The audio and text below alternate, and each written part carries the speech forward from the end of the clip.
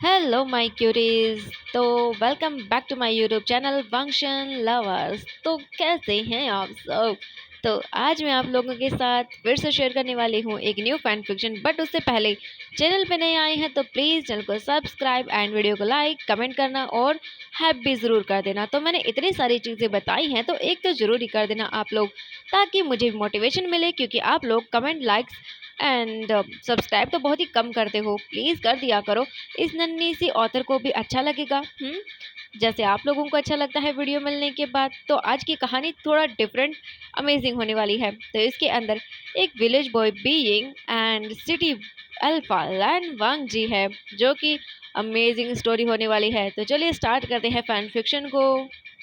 तो एपिसोड 1 की ही स्टार्टिंग में हमें दिखाया जाता है एक छोटे से विलेज के एक छोटे से घर को। ज़्यादा बड़ा घर नहीं था, एक छोटा सा घर था जिसके अंदर हम अभी देखते हैं एक ओमेगा बॉय को, जिसने अभी ब्लू कलर का हांडफू पहना हुआ है और वो एक चार्मिंग से स्माइल के साथ बाहर आता है। बाहर उसकी शीजे, जो कि वैन किंग है, वो बाहर बैठकर कुछ अपने कामों को कर रही थी। जैसे ही वो वीजिंग को देखती है, स्माइल के साथ कहती है वीजिंग। वीजिंग देखता है होता शीजे। वो कहती है कहाँ जा रहे हो तुम? वीजिंग कहता है शीजे, मैं मॉर्निंग को जा रहा हूँ कुछ सामान लाने के लिए। वो आंटी ने कहा था ना। ये सुनने के बाद वैन किंग कहती है ठीक है वीजिंग, तुम जाके सामान ले आओ। वीजिंग कहता है ठीक है शीजे। एंड इसके बाद वीजिंग वहाँ से अपनी बकेट लेता है और निकल जाता है आगे की ओर कुछ सामान लाने के लिए। एंड कुछ टाइम के बाद हम सीन देखते हैं, एक ओल्ड लेडी वहाँ पे आती है, जिसने बहुत ही बोल सकते हैं कि चटकते भटकते टाइप के कुछ हानफू पहने हुए थे, जिनका कलर काफ़ी ब्राइट था। वो आती है और वैन किंग को देखते हुए कहती है कहाँ है वो तुम्हारा भाई? एंड ये सुनने के बाद वैन किंग डरते हुए कहती है आंटी। वो कहती है शट अप। आंटी आंटी गई भाड़ में, मुझे पहले ये बताओ कि कहाँ है वो? तुम्हें नहीं पता? हाँ, उसे देखने के लिए आज अल्फा वाले आ रहे हैं, उसके घर वाले। ये सुनने के बाद वैन किंग कहती कि क्या? आंटी आपने कहा था कि। वो कहती है क्या? मैंने क्या कहा था? मैंने कुछ नहीं कहा, चुपचाप जाकर उसे लेकर आओ। एंड उसके बाद मेरे लिए काफ़ी अच्छा होगा। ये सुनने के बाद वैन किंग कहती है आंटी आप मुझे बताएंगी कौन आ रहा है? ये सुनने के बाद वो कहती है कौन क्या आ रहा है? हमारे इस गांव का मुखिया, वो आ रहा है वीजिंग के लिए। उसने कहा है कि वो वीजिंग से शादी करेगा एंड उसके बाद वो हमें काफ़ी सारे पैसे भी देगा। मेरे बच्चे की लाइफ सेट हो जाएगी। कम से कम तुम मनोज दोनों के दोनों मेरे किसी काम तो आओगे। ये सुनने के बाद वैन किंग बड़ी बड़ी आंखें करके अपनी आंटी को देखती है और कहती है आंटी ये आप क्या बोल रही हैं? वीजिंग अभी सिर्फ 18 साल का है और वो मुखिया, अब उसके साथ। वो कहती है हाँ बिल्कुल उसी के साथ करने वाला है शादी मैं उसकी। एंड ये सुनने के बाद वो कहती है पर आंटी वो तो 50 साल का है और उसके दो बेटे भी हैं, वैन चाओ और वैन जूलियो। ये सुनने के बाद वो कहती तो क्या हुआ? उसकी वाइफ की डेथ हो गई थी कुछ 6 साल पहले। तो क्या हुआ? अगर वो हमारे विजिंग से शादी कर लेगा तो अच्छा नहीं होगा? हमें पैसे मिल जाएंगे। और वैसे भी तुम दोनों को इतने साल तक मैं अपने पास रखते आई हूँ, मुफ्त में नहीं रखूंगी मैं। ठीक है अब टाइम आ रहा है और मैंने तो सोच लिया है उसके बेटे दूसरे के साथ तुम्हारी शादी कर लूंगी, वैन जोलियो के साथ। एंड काफ़ी अच्छा होगा, वरना वैन चाओ के साथ कर दूंगी। हाँ कितना अच्छा होगा मेरे लिए। अब मेरे काम के बीच में टांग मत अड़ाना तुम कहीं पर। और वो कहाँ है? आज वो आने वाले हैं, उसे अच्छे से कहना रेडी हो जाए, तैयार हो जाए। उसका अल्फा उसे देखे तो बस उसे देखता ही रह जाए। तुम्हें तो खुश होना चाहिए, तुम्हारे भाई के लिए मैं इतना अच्छा अल्फा ढूंढ के लेके आ रही हूँ। वो यहाँ के मुखिया के मतलब साथ ही शादी करने वाला है, तो सोचो हमारा कितना नाम होगा, हमारा कितना काम होगा यहाँ पे। हाँ सब लोग देखना मुझसे चलेंगे एंड हर एक चीज़ मेरे कहने पर हो जाएगी। वैन किंग कहती है पर आंटी मेरे विजिंग की लाइफ खराब हो जाएगी। ये सुनने के बाद वो कहते चुप कर तू, तुझे कुछ नहीं पता। एंड वैन किंग बस डरी हुई देखती है, उसकी आंटी तो वहाँ से चली जाती है, जो कि मो थी, आंटी मो।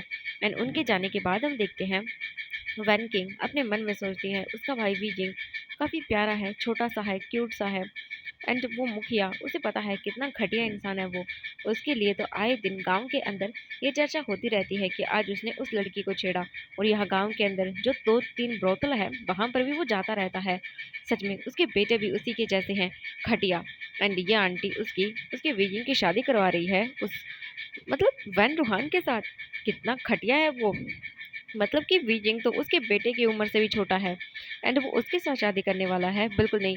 वैन किंग कहती है मैं अपने वीजिंग की शादी ऐसे घटिया अल्फा के साथ तो बिल्कुल नहीं होने दूंगी। एंड दूसरी ओर वीजिंग को देखते हैं। वीजिंग एकदम चहकता हुआ गांव के अंदर निकल चुका था अपने बकेट को लेकर, क्योंकि मॉर्निंग को उसे ताज़ा ताज़ा सब्जियां जो लेकर आनी थी। वीजिंग अपना चहकता हुआ निकल चुका था एंड वो कुछ ही टाइम के बाद शॉप पर आता है एंड मार्केट से कुछ फल फ्रूट लेने लगता है। तभी हम दूसरी ओर देखते हैं वैन चाओ को, जो अपने स्माइलिंग फेस के साथ यहाँ वहाँ घूम रहा था। एंड तभी उसकी नज़र पड़ती है वीजिंग पर, जो कि एक शॉप से अपने लिए कुछ हानफो को देख रहा था। भले ही वीजिंग के पास इतने पैसे नहीं है, बट वीजिंग एक ना एक दिन तो इन हानफो को खरीद लेगा। और वीजिंग बस उन हानफो को देखे जा रहा था। तभी वेन चाओ वीजिंग के पास आता है और उसके बाद कहता है ये हानफो चाहिए, मैं दिला दूँ, क्यूट ओमेगा। एंड ये सुनने के बाद वीजिंग अपने फेस को टर्न करता है और उसके बाद कहता है हाँ, तुम मुझे क्यों दिलाओगे, एंड मुझे ज़रूरत नहीं है, मैं खुद ले लूँगा अगर मुझे लेना हुआ तो। ये सुनने के बाद वेन चाओ कहता है ओह इतनी अकड़, लगता है तुम्हारी अकड़ मुझे निकालनी पड़ेगी। वीजिंग कहता हाँ, ये क्या बदतमीजी है। वैन चाओ कहता बदतमीजी, वो तो मैंने अभी की भी नहीं है और तुम इस तरह से कह रहे हो मुझे। अभी देखना, वैसे ही मेरे पिताजी आज तुम्हारा रिश्ता लेकर आ रहे हैं तुम्हारे घर पर। एंड ये सुनने के बाद तो वीजिंग बड़ी बड़ी आंखें करके कहता क्या मेरा, वो बोलते हाँ बिल्कुल तुम। वीजिंग कहता मैं तुम्हारे साथ शादी नहीं करूंगा। ये सुनने के बाद वैन चाओ कहता हाँ, किसने कहा तुम मुझसे शादी करोगे, नहीं तुम तो मेरे बाबा से शादी करोगे, मिस्टर वन रूहान के साथ, जो कि इस गांव के मुखिया हैं। और अगर उसके बाद तुम्हारी शादी मेरे बाबा से हो जाएगी ना, इसके बाद तो मैं तुझे अच्छे से यूज़ करूंगा। वीजिंग बोलता है नहीं, ऐसा नहीं हो सकता, बिल्कुल नहीं, क्योंकि वीजिंग भी जानता है वन रूहान कितना घटिया इंसान है। मतलब कभी कभी जब ऐसा होता है कि उन्हें जाना पड़ता है कोई सी जगह पर, एंड वीजिंग यहाँ पे काम करता है काफ़ी जगह, जब वहाँ पर वन चाओ आता है तो मतलब कैसे वो लोग उसे परेशान करते हैं। और वेंचाओ का बाबा, उसने एक बार वीजिंग को कैसे पकड़ लिया था, अपने पास कर लिया था एंड उसके साथ मिसबिहेव कर रहा था। वो तो वीजिंग भाग गया वहाँ से। वीजिंग जो है ना वो देखने लगता है और बोलता है कभी नहीं, मैं ना ही तुमसे शादी करूंगा और ना ही तुम्हारे बाबा से, तुम कितने घटिया हो। और ये बोलकर वीजिंग वहाँ से चला जाता है। वेंचाओ कहता ओह कितना खतरनाक दिखता है ये ओमेगा, मेरा मन करता है इसे अभी के अभी, कोई बात नहीं, पहले बाबा के साथ एक बार इसकी शादी होने दो, उसके बाद देखना कैसे इसे मैं अपने कब्जे में करता हूँ। और इसके बाद वो स्माइल करता है और चला जाता है वहाँ से। हम वीजिंग को देखते हैं। वीजिंग लगभग 2 घंटे के बाद सारा सामान लेकर वापस आता है एंड जैसे ही वो आता है वैन किंग वीजिंग को देखती है। वीजिंग कहता है शिजे, यानली कहते हैं, आई मीन वैन किंग कहते हैं क्या हुआ आशियन। ये सुनने के बाद वीजिंग को देखता है और बोलता है वो आपको पता है शिजे, आज मुझे ना रास्ते में वैन चाओ मिला था मार्केट के अंदर और वो बकवास कर रहा था। वो कह रहा था उसके बाबा मुझसे शादी करेंगे और उसके बाद वो मेरा यूज़ करेगा। ये सुनने के बाद यानली कहती क्या, वीजिंग कहता हाँ, वैसे शिजे वो क्या बकवास कर रहा था, मुझे बिल्कुल पसंद नहीं आया उसने जो भी बकवास की। वो कह रहा था कि वो मुझे ना अच्छे से सबक सिखाएगा और मुझे मसल के रख देगा। एंड वो बकवास कर रहा था शिजे, मैं क्यों शादी करूंगा उसके बाबा के साथ, मैं तो अपने ड्रीम राजकुमार के साथ शादी करूंगा। ये सुनने के बाद यानली वीजिंग को देखती है और उसके बाद वीजिंग को अपने पास करती है और बोलती वीजिंग मुझे तुम्हें कुछ बताना है। वीजिंग कहता बोलो ना शिजे। यानली कहती है वीजिंग देखो, आंटी मो चाहती हैं कि तुम उस वैन चाओ के जो पिता हैं वैन रूहान, जो हमारे इस गांव के मुखिया हैं, उनके साथ शादी कर लो। वीजिंग बड़ी बड़ी आंखें करता है और बोलती क्या शिशिर पर। वो कहती हैं वीजिंग तुमने कहा था ना एक एल्फा है जो तुम्हें पसंद करता है। वीजिंग कहता हाँ शिजे। वो कहती तुम मुझे पसंद करते हो ना। वीजिंग कहता हाँ शिजे करता हूँ। वो कहती है तो उसके साथ चले जाओ, वैसे भी तुमने कहा था कि वो शहर में रहता है ना। वीजिंग कहता हाँ शिजे। वो कहती है तो अपने उसी अल्फा से कहो कि वो तुम्हें यहाँ से ले जाए, क्योंकि मैं नहीं चाहती कि तुम्हारी लाइफ यहाँ जहन्नुम बन जाए, क्योंकि आंटी ने आज उस वन रूहान को घर पे बुलाया है तुम्हारे रिश्ते की बात करने के लिए। तो विजिंग तुम चले जाओ यहाँ से। विजिंग कहता पर शीजे मैं आपको छोड़ के नहीं जा सकता हूँ। वो कहती है नहीं, कोई बात नहीं, मुझे कुछ नहीं होगा, पर तुम्हारा जाना ज़रूरी है। विजिंग कहता पर शीजे। वो कहती हैं देखते हैं आज शाम तक कि क्या होता है। अगर आंटी को मैंने बना लिया, वो तुम्हारी शादी उस वन रूहान से नहीं कराएंगी तो तुम कहीं नहीं जाओगे, पर अगर आंटी नहीं मानी तो उसके बाद मैं तुम्हें यहाँ से भेज दूंगी। विजिंग कहता पर श्रीजी मुझे मुझे डर लग रहा है, मैं। वो कहती है कोई बात नहीं, मैं अपने भाई को बचाने के लिए कुछ भी करूंगी। एंड इसके बाद वैन किंग कहते हैं चलो खाना बनाते हैं। इसके बाद विजिंग और वैन किंग वहाँ पर खाना बनाना स्टार्ट कर देते हैं। वो लोग धीरे-धीरे अपना जो भी काम था वो करते हैं एंड देखते-देखते उन्हें दोपहर हो जाती है। अभी दोपहर के टाइम का सीन देखते हैं। मैडम जो मो थी वो आती हैं और कहती हैं कि विजिंग। विजिंग देखता है और बोलता है जी आंटी। एंड इसके बाद वो कहती हैं कि ये लो तुम्हारे लिए कपड़े हैं, जाओ इन्हें पहनकर रेडी हो जाओ, शाम को तुम्हें देखने के लिए तुम्हारा अल्फा आ रहा है। एंड ये सुनने के बाद विजिंग शॉकिंगली मैडम मो को देखता है और बोलता आंटी मुझे शादी नहीं करनी, मैं तो अभी सिर्फ 18 साल का हूँ।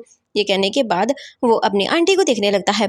एंड ये सुनने के बाद मैडम मो कहती हैं कि मैंने जितना कहा है उतना करो, चुपचाप जाकर ये कपड़े पहन लो वरना तुम्हारे लिए अच्छा नहीं होगा। तुम क्या चाहते हो, तुम्हारी बहन को मैं हड्डी पसली तुड़वा कर क्या घर में बिठा दूं? ये सुनने के बाद विजंग शॉकिंगली देखता है और बोलता है नहीं मेरी शिजी के साथ। वो कहती हैं इसलिए अपना मुंह बंद करो और जितना मैं बोलती हूँ उतना ही करो। उसके बाद वो विजिंग को कपड़े थमा देती हैं और कहती हैं शाम को ये कपड़े पहनकर तैयार हो जाना क्योंकि तुम्हारा अल्फा आ रहा है तुम्हें देखने के लिए। और ये बोलकर मैडम वो वहां से चले जाते हैं। मैडम मो के जाने के बाद वीजिंग जल्दी से किचन में वापस आता है और अपनी बहन को देखता है। एंड ये देखने के बाद हम देखते हैं वैन किंग कहती है क्या हुआ वीजिंग? वीजिंग कहता है शिजे मैडम मो ने मुझे कपड़े दिए और कहा कि मैं तैयार हो जाऊं, मुझे देखने के लिए हल्फा आ रहा है, वो वैन चाओ का पिता, मुझे बिल्कुल भी पसंद नहीं है वैन रूहान। शिजे वो 50 साल का है, आपने कहा था ना कि शादी तो अपनी उम्र के अल्फा के साथ करनी चाहिए, पर वो तो बहुत बुरा है। ये सुनने के बाद वैन किंग कहती है तुम चिंता मत करो विजिंग, अगर कुछ भी बुरा हुआ तो उसके बाद देखना मैं क्या करती हूँ, तुम्हें मैं यहाँ से भगा दूंगी और कभी इन लोगों के पास लौट कर मत आना। विजिंग कहता पर शिजे आप। वो कहती हैं मेरा कुछ भी नहीं होगा, मैं अपने आप को संभाल सकती हूँ, बट तुम्हारा यहाँ से जाना बहुत इंपॉर्टेंट है। और उसके बाद वो वहाँ से विजिंग को कहते चलो मेरे साथ। देन विजिंग को लेके चली जाती है। नाउ हम देखते हैं अभी इवनिंग का टाइम हो जाता है। विजिंग अभी कमरे में था, कुछ ही सेकंड्स के अंदर मैडम वो डोर पे नॉक करती हैं एंड कहती हैं कि कहाँ मर गए तुम, तुम्हें कहा नहीं था मैंने तैयार हो जाना? विजिंग अभी बैठा हुआ था, वो रेडी नहीं हुआ था। वैन किंग कहती है प्लीज़ आंटी ऐसा मत करिए, मैं कर लेती हूँ मेरे भाई की जगह शादी उस वैन चाओ से। ये सुनने के बाद वो कहती है वैन चाओ से किसने कहा शादी करने के लिए, उसके बाबा से करनी है। ठीक है तो चलो विजिंग को ही उससे शादी करनी है क्योंकि वैन रूहान का इंटरेस्ट विजिंग में है। एंड तुम्हारी शादी तो मैं उसके बेटे वैन जाओ से करवाऊंगी। और ये बोलकर वो स्माइल करने लगती हैं। विजिंग अपनी शिजे को देखता है। मैडम मो कहती हैं कि अगर तुम अभी के अभी विजिंग तैयार नहीं हुए तो देखना तुम्हारी बहन की शादी मैं उस वैन चाओ से आज ही करवा दूंगी और तुम्हारी बहन को भेज दूंगी, उसके बाद तुम्हारी बहन का क्या हाल होगा? एंड तुम क्या चाहते हो? एक और ऑप्शन है, तुम्हारी बहन के हाथ पैर तुड़वा दूं क्या? और वो वहां पर अपने एक सर्वेंट को बुलाती है जो कि एक अल्फा था एंड दिखने में काफ़ी ज़्यादा गंदा लग रहा था। वो आते ही कहता है जी मैडम मो। एंड वो वैन किंग को देख के स्माइल करता है और कहता है इस लड़की को यहाँ से लेके चले जाओ और इन्जॉय कर सकते हो। वैसे तो मैंने सोचा था इसकी शादी करवा दूंगी, बट मैं सोच रही हूँ अगर मैं इसकी शादी करवा दूंगी तो मेरे घर में सर्वेंट का काम कौन करेगा? तो तुम। एंड ये बोलकर वो इशारा करती है तो वो गंदा सा सर्वेंट आगे बढ़ने लगता है। विजिंग कहता है मैं पहन लूंगा ये कपड़े, आप चिंता मत करिए मैडम मो। ये सुनने के बाद मैडम मो स्माइल करती हैं और कहती हैं वेरी गुड। और उसके बाद वो वहाँ से चली जाती है विजिंग को कपड़ों का बारे में कह के। एंड वहीं पर हम देखते हैं मैडम मो का जो घर था वहाँ पे काफ़ी ज़्यादा डेकोरेशन कर दी गई थी। कुछ ही सेकंड्स के अंदर वहाँ पर जो अभी इस विलेज का मुखिया था वैन रोहान वो आ जाता है। एंड आने के बाद वहाँ पर बैठ जाता है। मैडम मो तो उसके आते ही खातिरदारी करना स्टार्ट कर देती है। कुछ ही टाइम के अंदर हम देखते हैं वहाँ पर विजिंग को बुलाया जाता है एंड वैन रोहान विजिंग को देखता है सर से लेके पाँव तक। एंड बहुत ही ज़्यादा बोल सकते हैं गंदे वे में। विजिंग को ऐसा लग रहा था जैसे कि ये इंसान उसे ऐसे देख रहा हो जैसे विजिंग ने कपड़े ही नहीं पहने हों। विजिंग बहुत इनोसेंट है एंड विजिंग चुपचाप करके देखने लगता है। एंड उसके बाद मैडम मो कहती हैं कि जी जी आप बिल्कुल जो कहेंगे हम वो करेंगे, मैं तो बहुत खुश हूँ कि आप मेरे इस नेफ्यू के साथ शादी करना चाहते हो। हमारी तरफ से पक्का है। एंड वैन रूहान स्माइल करता है और कहता है यहाँ पर आओ। एंड विजिंग डर जाता है। वैन रूहान स्माइल करता है और उसके बाद कहता है तुमने सुना नहीं मैंने क्या कहा? मैडम मो जल्दी से विजिंग का हाथ पकड़ती हैं एंड उसके हाथों को पिंच करते हुए ही उसकी मतलब बोल सकते हैं बाजू से पकड़ कर लेकर आती हैं एंड काफ़ी प्रेस करती हैं और उसे कहती हैं याद रखना अपनी बहन के बारे में। और वो उसे खींचते हुए वैन रूहान के पास लाकर खड़ा कर देती है। इसके बाद वो कहता है वैन रूहान कि मुझे नहीं लगता कि आपको थोड़ा हमें पर्सनल टाइम देना चाहिए। एंड ये सुनने के बाद मैडम वो कहती है हाँ हाँ सही कहा। वो सर्वेंट को भेज देती है एंड वो भी चली जाती है। एंड विजिंग अभी अकेला था वैन रूहान के सामने। वैन रूहान स्माइल करता है, विजिंग को उसकी कमर से पकड़ के अपने पास करता रहता है। दिखने में काफ़ी हॉट लग रहे हो तुम, मेरे बेड पर मुझे सेटिस्फाई करोगे? विजिंग देखता शॉकिंगली और कहता है छोड़िए मुझे, आप मुझसे शादी कैसे कर सकते हैं, मैं कितना छोटा हूँ? ये सुनने के बाद वो कहता है ऐसे लोगों के साथ करने में तो मज़ा आता है, तुम मुझे पूरी तरह से प्लेजर दोगे एंड मुझे पसंद आती है ऐसी चीज़ें जिन्हें टच नहीं किया गया हो। एंड ये बोलकर वो स्माइल करता है और विजिंग को टच करने लगता है। विजिंग अपने आप को छुड़वा लेता है और वैन रूहान को धक्का देता है। वैन रूहान 50 से भी ज़्यादा साल का था, जिस वजह से थोड़ा सा डिसबैलेंस हो जाता है और कहता है गुस्से में तुम्हारी हिम्मत कैसे हुई। एंड तभी वहाँ पर वैन किंग आती है और कहती है विजिंग। एंड वो जल्दी से विजिंग का हाथ पकड़ती है। वैन रूहान घूर के देखता है और कहती है मैं अपने भाई को लेकर जा रही हूँ, और वो तुरंत ही वहाँ से लेकर चली जाती है क्योंकि उसने देखा था वैन रूहान कैसे उसके भाई को टच कर रहा था। एंड उनके जाने के बाद हम देखते हैं विजिंग को। अभी विजिंग तो तुरंत ही रूम में आ चुका था। एंड जो विजिंग की बहन थी वैन किंग, वो विजिंग को शांत करवाती है और कहती है शिजे। वो कहता है मुझे मुझे नहीं करनी उससे शादी, वो कितना गंदा है, मुझे कैसे टच कर रहा था, मुझे पसंद नहीं आया। इसके बाद वैन किंग कहती है कोई बात नहीं, मैं तुम्हें सब कुछ अच्छे से बताऊंगी कि तुम्हें क्या करना है। विजिंग मुझे ये बताओ कि तुम उसे कांटेक्ट कर सकते हो, तुमने कहा था तुम्हारा वो दोस्त तुम्हारी मदद करेगा।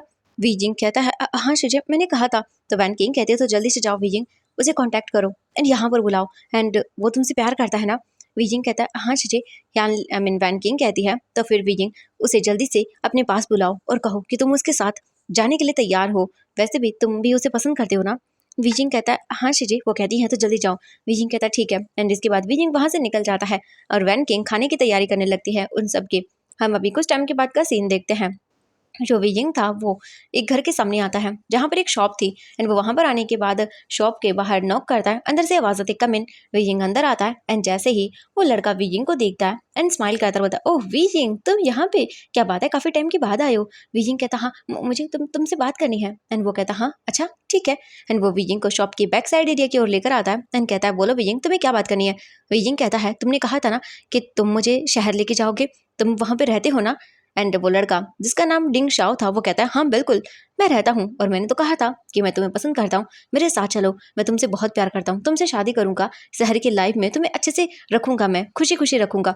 विजिंग कहता है मेरी शादी हो रही है। ये सुनने के बाद डिंग शाओ कहता है क्या। विजिंग कहता है हाँ बिल्कुल मुझे शादी नहीं करनी, वो बहुत बुरा है, हमारे गांव का मुखिया। वो कहता ओह अच्छा वो वैन रूहान। विजिंग कहता हाँ वो मुझसे शादी करना चाहता है, मुझे नहीं करना। क्या तुम। वो कहता हाँ बिल्कुल अगर तुम तैयार हो तो मैं तुम्हें लेके जाने के लिए तैयार हूँ। विजिंग देखना शहर की लाइफ बहुत अच्छी होती है, इस विलेज की लाइफ से भी बहुत अच्छी होती है, तो तुम चलोगे ना। विजिंग कहता है हाँ हाँ मैं चलूंगा। डिंगशाओ कहता तो कब। विजिंग कहता आज रात। वो कहता ठीक है, वैसे भी आज रात मैं यहाँ से जाने ही वाला था, तो तुम भी चलो, और तुम्हें तो पता है ना मैं यहाँ से कितने ओमेगास को लेकर गया हूँ। विजिंग कहता हाँ तुमने कहा था, पर वो मेगास कभी वापस क्यों नहीं आए। ये सुनने के बाद वो कहता है पागल हो विजिंग तुम, मुझे ये बात बताओ यहाँ से अगर कोई जाएगा तो वो वापस क्यों आएगा, क्योंकि यहाँ की जिंदगी कितनी खराब है एंड वहाँ पर फ्रीडम होती है, तुम जो चाहे वो कर सकते हो, तुम्हें कोई कुछ नहीं बोलेगा। ये सुनने के बाद विजिंग कहता है ठीक है। तो डिंग शाओ कहता है ठीक है तुम रात को अपना जो भी सामान था तुम पैक करके ले आना, ठीक है, क्योंकि वहाँ पर थोड़ी बहुत हमें पैसों की जरूरत पड़ेगी। तुम्हारे पास कुछ ज्वेलरीज वगैरह होंगी ना। विजिंग कहता है मेरे पास हाँ थोड़ी सी है, मैंने बचा कर रखी थी, मम्मा ने कहा था ये हम दोनों के लिए है, शिजे की और मेरी वेडिंग के लिए उन्होंने कुछ चीज़ें छुपा कर रखी थी, मैं तुम्हें बता रहा हूँ। ये सुनने के बाद वो कहता वाह बहुत अच्छी बात है विजिंग, तो रात को सब ले आना, ठीक है, तुम्हें याद है ना कहाँ पर आना है, हम जहाँ पर मिलते हैं कभी कभी। विजिंग कहता हाँ ठीक है। एंड इसके बाद विजिंग खुशी खुशी वहाँ से चला जाता है। एंड डिंग शाओ स्माइल करता है और बोलता ये ओमेगा तो फंस गया। एंड इसके बाद वो स्माइल करता है। हम अभी यहाँ से कुछ टाइम के बाद का सीन देखते हैं। हम वैन किंग को देखते हैं। वैन किंग सबके लिए अच्छे से खाना प्रिपेयर कर देती है एंड इसके बाद खाना वहाँ पर प्रिपेयर हो जाता है एंड सभी लोग आकर डाइनिंग टेबल पर बैठ जाते हैं। वैन किंग सबको खाना सर्व करती है एंड मैडम मो कहती है वीजिंग की 2 दिन के बाद वेडिंग है वैन रूहान के साथ एंड सब कुछ अच्छे से हो जाना चाहिए, सुना तुमने, एंड कोई गड़बड़ नहीं होनी चाहिए। वैन किंग कहती है जी जी। और इसके बाद का हम सीन देखते हैं। वीजिंग अभी जो अदर काम थे किचन के वो कर रहा था। कुछ टाइम के बाद वैन किंग सारी चीज़ें कर लेती है, आधे 1 घंटे में सब खाना खा लेते हैं और अपने अपने रूम्स की ओर चले जाते हैं। वैन किंग और वीजिंग अभी अपने उसी कॉटेज में आते हैं। वैन किंग वीजिंग को देखने के बाद कहती है वीजिंग सब कुछ हो गया। वीजिंग कहता हाँ शीशे मैंने आपको कहा था ना। वो कहती है ठीक है वीजिंग। एंड इसके बाद वो एक कबर्ड ओपन करती है। कबर्ड ओपन करने के बाद वो उसके साइड में से एक बोल सकते हैं कि अलग से ड्रॉवर ओपन करती है एंड उसमें से वो एक पोटली निकालती है जिसमें कुछ ज्वेलरीज थी। वो निकालने के बाद कहती है वीजिंग ये लो, और ये पैसे मैंने बचा के रखे हैं, तुम ये सब ले लो। वीजिंग कहता पर शीजे ये तो आपके लिए है ना। ये सुनने के बाद वैन किंग कहती है नहीं इट्स ओके, ये सब तुम्हारे लिए है। अभी तुम्हारा बचाना ज़्यादा ज़रूरी है, मुझे कुछ नहीं होगा वीजिंग, तुम ये लेके जाओ। वीजिंग कहते पर वो कहती है इट्स ओके, ये लो कपड़े चेंज कर लो, अपने ब्लैक आउटफिट पहन लो, ठीक है, और संभल कर जाना। वीजिंग कहता ठीक है शीजे। इसके बाद वीजिंग अपना सारा सामान लेता है और वहाँ से वो निकल पड़ता है।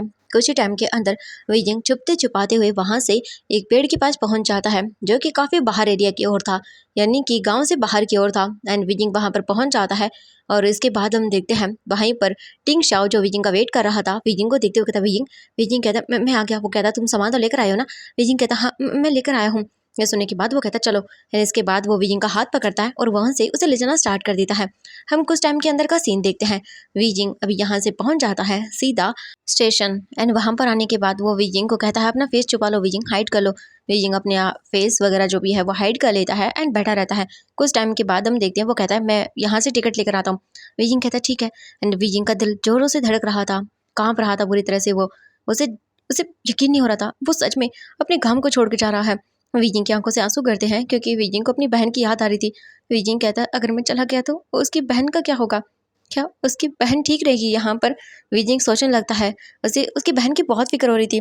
वीजिंग कहता है मैं क्या करूँ शिजे, मैं तो वीजिंग कहता है क्यों ना मैं अपनी शिजे को ले आऊँ अपने साथ। हाँ यही सही होगा। एंड इसके बाद वो तुरंत ही आगे बढ़ जाता है। हम देखते हैं वीजिंग आगे बढ़ने वाला था, तभी अचानक से डिंग शाओ आता है। बोलता वी कहाँ जा रहे हो तुम? एंड वीजिंग जल्दी से देखता बोलता हाँ वो मैं सोच रहा था अपनी बहन को ले आऊँ यहाँ पर, अगर वो रहेंगी तो। वो कहता कुछ नहीं होगा तुम्हारी बहन को, अगली बार मैं तुम्हारी बहन को ले आऊँगा, ठीक है? एक बार हम जाए वहाँ पे सेटल हो जाए, एक दूसरे के साथ अच्छे से टाइम स्पेंड कर ले। वीजिंग कहता है हाँ हाँ ठीक है। एंड इसके बाद वो वीजिंग का हाथ पकड़ता बोलता चलो। इसके बाद वो वीजिंग को लेके सीधा वहाँ पर बैठ जाता है। एंड कुछ 15 मिनट के बाद वहाँ पर ट्रेन रुकती है। एंड वो कहता वीजिंग फाइनली हम यहाँ से जा रहे हैं, तुम इस नरक भरी जिंदगी से बाहर निकल जाओगी। वीजिंग कहता हाँ ठीक है। एंड इसके बाद वो वीजिंग को लेकर ट्रेन के ऊपर चढ़ जाता है। फिर इसके बाद वो लोग ट्रेन के अंदर आते हैं। एंड वो कहता रुको मैं सीट देखता हूँ। एंड इसके बाद वो कहता है मैंने यहाँ पर कंपार्टमेंट बुक कर लिए हैं। वीजिंग देखता है वो पहली बार ट्रेन में चढ़ा था, उसे पता था मतलब थोड़ी बहुत चीज़ें।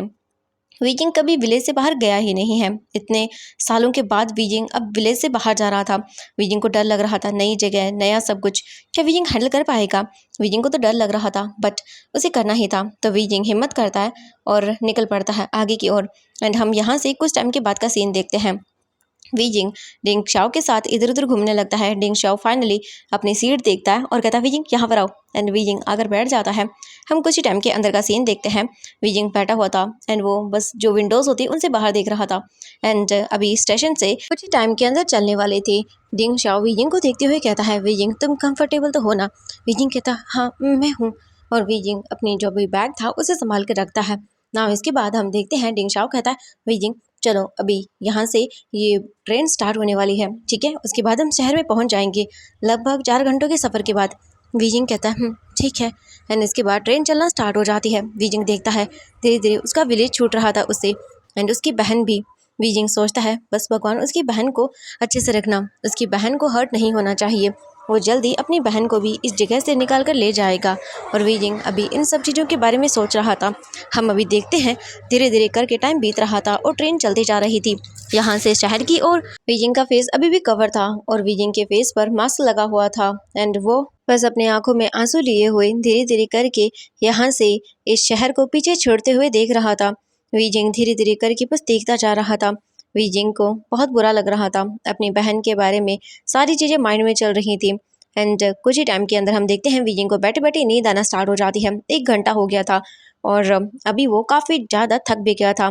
एंड अब हम देखते हैं वीजिंग जिस स्टेशन के बोल सकते ट्रेन के अंदर जो डब्बा था उसमें बैठा हुआ था, उसकी बॉगी के ऊपर साइड में देखते हैं जो जगह होती है वहाँ पर अलग अलग कंपार्टमेंट बनाए गए हैं।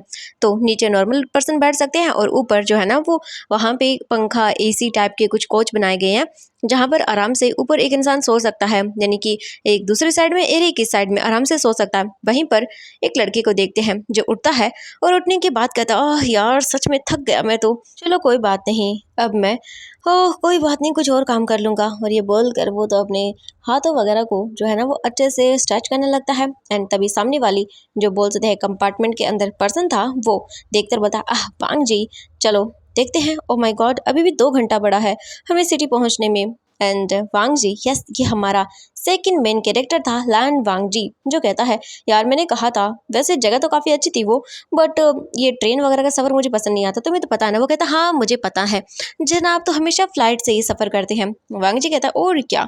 एंड हम देखते हैं वीजिंग नीचे बैठा हुआ था। एंड तभी वांग जी जो है ना वो कहता है यार मेरे हाथ पैर ऐसे लेटे लेटे अकड़ गए हैं, तो मैं थोड़ा सा घूम के आता हूँ। वो कहता ठीक है, वैसे ही कुछ मिले तो मेरे लिए खाने के लिए लेकर आना। वांग जी कहता हाँ ठीक है। एंड इसके बाद वांग जी सीधा नीचे उतरता है।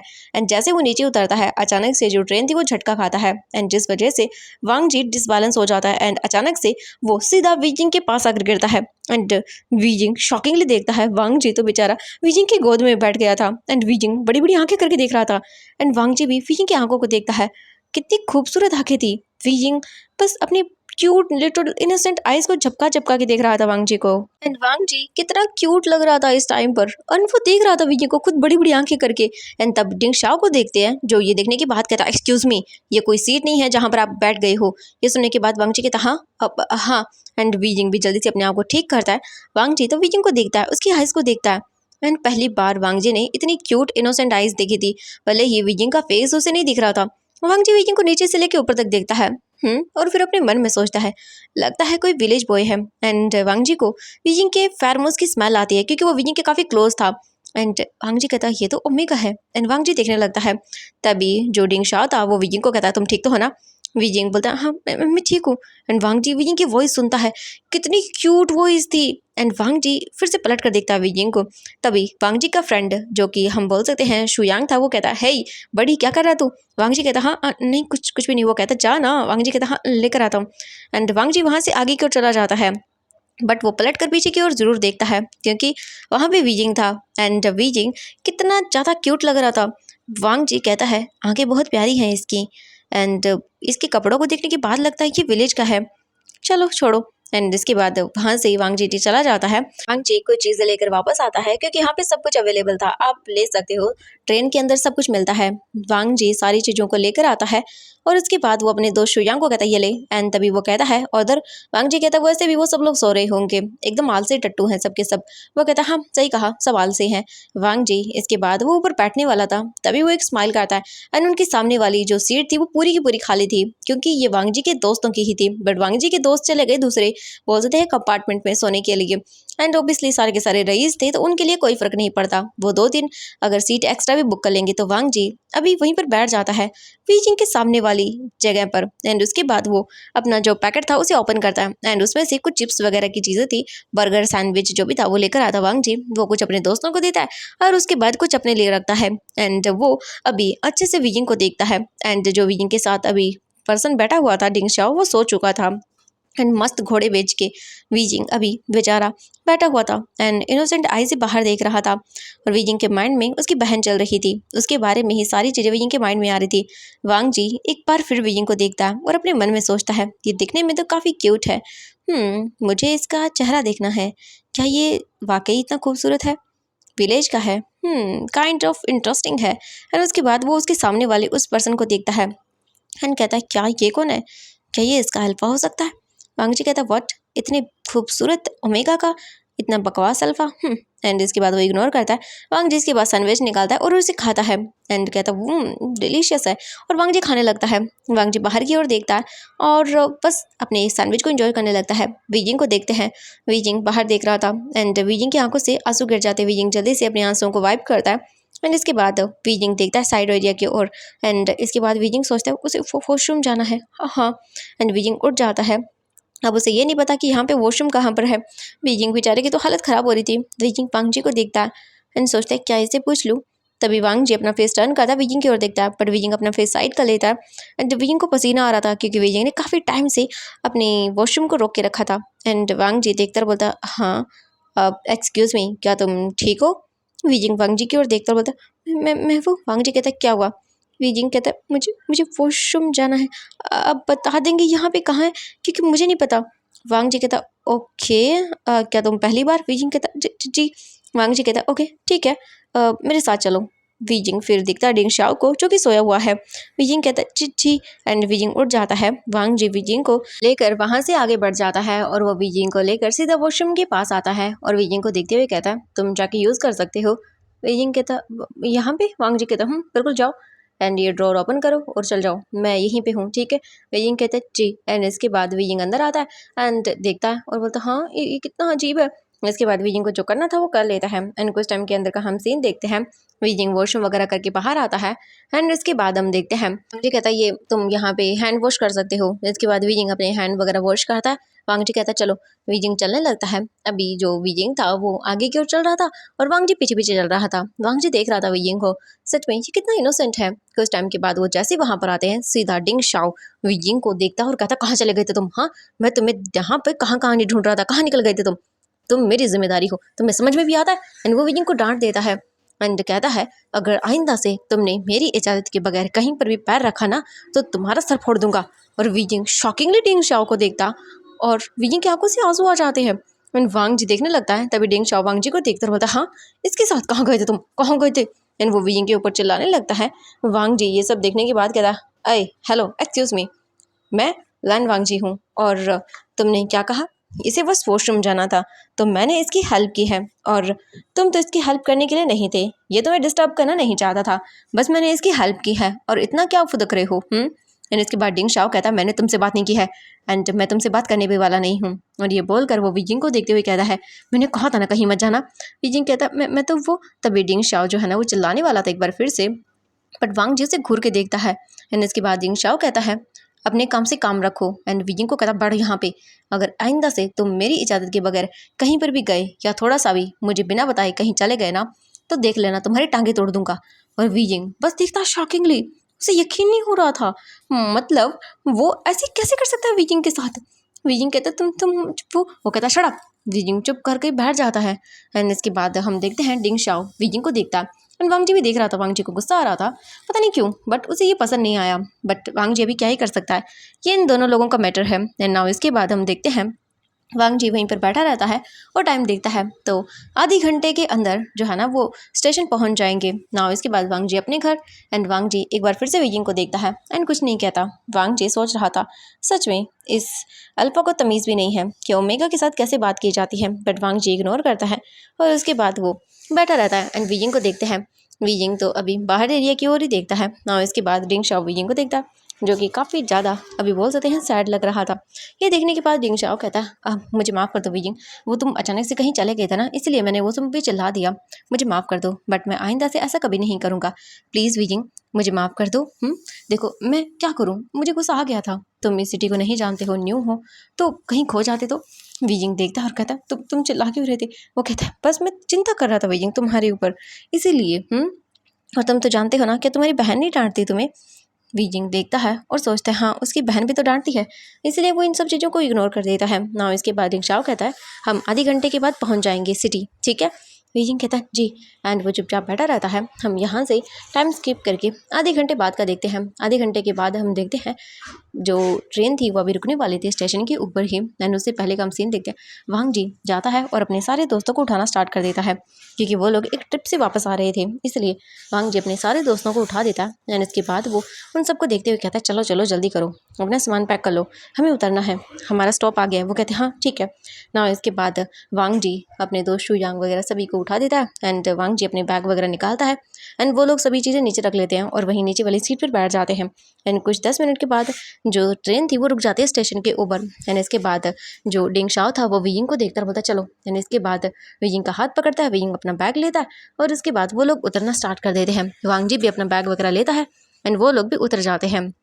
कुछ टाइम के अंदर हम देखते हैं वो लोग स्टेशन से बाहर आते हैं जहाँ पर वांग जी का ऑलरेडी ही उसकी कार वेट कर रही थी एंड वांग जी के दोस्तों की भी, वांग जी भी वहाँ पर आता है। एंड उसके बाद हम देखते हैं वीजिंग एक नज़र वांग जी को देखता है जो कि कार के अंदर बैठ रहा था। तभी वांग जी भी अपनी कार से साइड एरिया की ओर देखता है जहाँ पर वीजिंग खड़ा हुआ था अपने सामान के साथ एंड वो शॉकिंगली देख रहा था क्योंकि ऑब्वियसली ये बोल सकते हैं सिटी थी, सिटी के अंदर चलती हुई गाड़ियाँ, जगमगाती हुई चीज़ें, क्योंकि गांव में ये सब चीज़ें नहीं थी, गाड़ी मोटर बाइक कुछ भी नहीं था, इतनी बड़ी बड़ी इमारतें कुछ नहीं था। गांव बिल्कुल सिंपल होता है, वहाँ पे बैलगाड़ीज़ होती हैं एंड कैरेज होते हैं, बट यहाँ पे सब कुछ अलग था। और विजिंग बस देख रहा था। डिंग शाओ विजिंग का हाथ पकड़ता है और वहाँ से उसे लेके चला जाता है। वांग जी भी कार में बैठता है और यहाँ से निकल लेता है ये सोचते हुए कि अब वो उस लड़के को कभी नहीं देख पाएगा जो कि इनोसेंट है। एंड यहाँ से जैसे कि मानो अब इन दोनों के ही रास्ते अलग हो चुके हैं, बट शायद किस्मत को क्या पता कुछ और ही मंजूर था। हम यहाँ से स्किप करके देखते हैं कुछ आधे एक घंटे बाद का सीन। डिंग शाओ विजिंग को लेके एक बोल सकते हैं अपार्टमेंट के सामने आता है। डिंग शाओ विजिंग को देखते हुए कहता है कि विजिंग फाइनली हम शहर आ चुके हैं, और विजिंग तो शॉकिंगली देख रहा था। डिंग शाओ कहता है विजिंग अंदर चलो। विजिंग उस अपार्टमेंट के अंदर आता है जो कि काफी छोटा था। उसके अंदर सिर्फ 2 रूम्स थे, एक छोटा सा किचन था और उसके अंदर एक छोटा सा घर था। बोलते हैं पूरा सा वो छोटा सा ही घर था, 2 रूम्स, एक किचन एरिया, छोटा सा लिविंग रूम, एंड दोनों के अंदर बाथरूम अटैच था। एंड इसके बाद डिंग शाओ विजिंग को देखते हुए कहता है विजिंग आज से ये हमारा घर होगा, मैं तुमसे शादी करूंगा, तुम्हारे साथ यहाँ रहूंगा।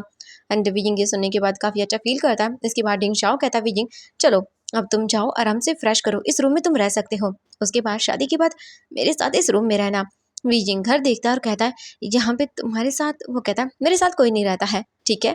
विजिंग कहता है जी जी। और इसके बाद डिंग शाओ कहता है चलो जाओ रूम के अंदर। विजिंग वहां से अपने रूम के अंदर चला जाता है। एंड डिंग शाओ स्माइल करता है और उसके बाद अपना फ़ोन निकालता है और कॉल करता है और बोलता है मुझे तुमसे मिलना है, एक नया ओमेगा लेकर आया हूँ। ये सुनने के बाद सामने से आवाज़ आती है कहाँ पर है वो कहता है फ्रेश है, वर्जन है एंड काफ़ी खूबसूरत है, बहुत ही इनोसेंट है, मुझे उसके काफ़ी ज़्यादा पैसे चाहिए, तुम्हारे लिए मैं आए दिन नया नया ओमेगा लेकर आता हूँ, वो भी विलेज साइड एरिया का। ये सुनने के बाद वो कहता है ठीक है तुम्हें काफ़ी पैसे मिलेंगे अगर वो खूबसूरत हुआ तो। ये सुनने के बाद डिंग शाओ कहता है इतना खूबसूरत है कि तुम देखने के बाद एकदम सरप्राइज हो जाओगे। ये सुनने के बाद वो कहता है ओके देन दिल पक्की तुम आ सकते हो बात करने के लिए। उसके बाद डिंग शाओ वहाँ से निकल जाता है। हम कुछ टाइम के बाद का सीन देखते हैं। वीजिंग रूम में था एंड वो देख रहा था। वीजिंग को तो ये सारी चीज़ें एकदम ड्रीम जैसी लग रही थी। वीजिंग ने नहीं सोचा था क्या एक दिन वो यहाँ पे आ जाएगा और ऐसे सब कुछ चीज़ें करेगा। वीजिंग अभी देखता है रूम को और उसके बाद वो उस बॉटली को देखता है। वीजिंग उसमें से अपने कपड़े निकालता है और कहता है बात कहाँ पे लेना है। एंड इसके बाद वीजिंग को नज़र आता है एक और छोटा सा वहाँ पे कमरा। वीजिंग कहता है हाँ यहाँ पे तो कोई तालाब जैसी चीज़ें भी नहीं है, ये क्या है। वीजिंग देखता है, उसे ओपन करता है तो वीजिंग वहाँ पे नज़र करता है एक बकेट रखी हुई है एंड वहाँ पर अभी बोल सकते हैं एक नल था। वीजिंग कहता है ये क्या है, एंड जैसे वीजिंग खोलता है उससे पानी निकलना स्टार्ट हो जाता है। वीजिंग कहता है हाँ ये, और वीजिंग भीग जाता है सारा ना। इसके बाद हम देखते हैं वीजिंग कैसे तैसे करके मैनेज करता है एंड वो उसी पानी से नहा लेता है ना। नहाने के बाद वीजिंग अपने कपड़े बदलता है और अंदर आने के बाद वो बैठ जाता है। बेचारा नीचे ही बैठ जाता है क्योंकि वीजिंग को डर लग रहा था कोई चीज़ गंदी हो गई तो, इसलिए वीजिंग नीचे बैठ जाता है एंड देखने लगता है। सर्दी थी थोड़ी थोड़ी तो फर्श ठंडा हो गया था जिस वजह से वीजिंग को काफ़ी ज़्यादा सर्दी लग रही थी, बट वीजिंग अपने आप को मैनेज करता है। वीजिंग ने अभी वाइट कलर का हानफू पहना हुआ था एंड बहुत ही क्यूट लग रहा था। वीजिंग अपने कपड़ों को देखता है और उसके बाद कहता है मैं तो सिर्फ अपने लिए 3 ही कपड़े लेकर आया था, एक तो ये रहा, दूसरा गंदा हो गया, क्या करूँ उसका। वीजिंग सोचता है उसे अच्छे से वो वॉश कर देगा और सुखा देगा। वीजिंग जल्दी से बाथरूम में आता है और पानी देखता है। वीजिंग बकेट में पानी भरता है एंड नाउ इसके बाद वो अपने कपड़ों को धोने लगता है। एंड आधे एक घंटे के बाद हम देखते हैं डिंग शाओ वीजिंग के रूम के बाहर नॉक करता है। वीजिंग डोर ओपन करता है। डिंग शाओ वीजिंग को देखता है और बोलता है ओह वीजिंग तुम नहा लिए, फ्रेश हो गए तुम। वीजिंग कहते हैं जी। इसके बाद डिंग शाओ कहता है चलो ये तो अच्छा है, चलो मैं खाना लेकर आऊँ, खाना खाते हैं, फिर कल मैं तुम्हें एक जगह लेकर चलूँगा, ठीक है, एंड उसके बाद हम शादी कर लेंगे। वीजिंग खुश हो जाता है और कहता है सच में हम मेरी बहन को कब लेकर आएंगे। ये सुनने के बाद डिंग शाओ कहता है तुम्हारी बहन, उसे भी मैं बहुत जल्दी ले आऊँगा। इसके बाद शाओ वीजिंग को देखते हुए कहता है चलो खाना खाते हैं। वो वीजिंग को लेकर बाहर आता है और उसके बाद वीजिंग को खाना देता है। वीजिंग खाना खा लेता है, नॉर्मल सा खाना था। खाने के बाद डिंग शाओ कहता है चलो अब तुम इस रूम में जाके सो जाओ। वीजिंग कहता है जी। डिंग शाओ वीजिंग को जाते हुए देखता है और कहता है सच में तुम कितने ज़्यादा हॉट और सेक्सी दिखते हो, मेरा तो मन कर रहा है तुम्हारे साथ। नहीं, अगर मैं कर लूँगा तो फिर तुम्हारे पैसे कम हो जाएंगे एंड ये तो मैं तुम्हारे साथ बाद में भी कर लूँगा ना। ये बोलकर वो स्माइल करता है और वीजिंग को जाते हुए देखता है। वीजिंग के जाने के बाद डिंग शाओ अपने रूम में आता है, मस्त घर को लॉक करता है और आराम से सो जाता है ना। अभी हम वांग जी को देखते हैं। वांग जी भी अपने घर आ चुका था। वांग जी का बहुत बड़ा सा मैंशन है क्योंकि वीजिंग जो वांग जी है वो काफ़ी बड़ी फैमिली से बिलोंग करता है ना। वांग जी अभी मस्त रेस्ट करता है एंड सो जाता है, बट वांग जी को न जाने क्यों सोते टाइम पर भी वही क्यूट ओमेगा नजर आ रहा था।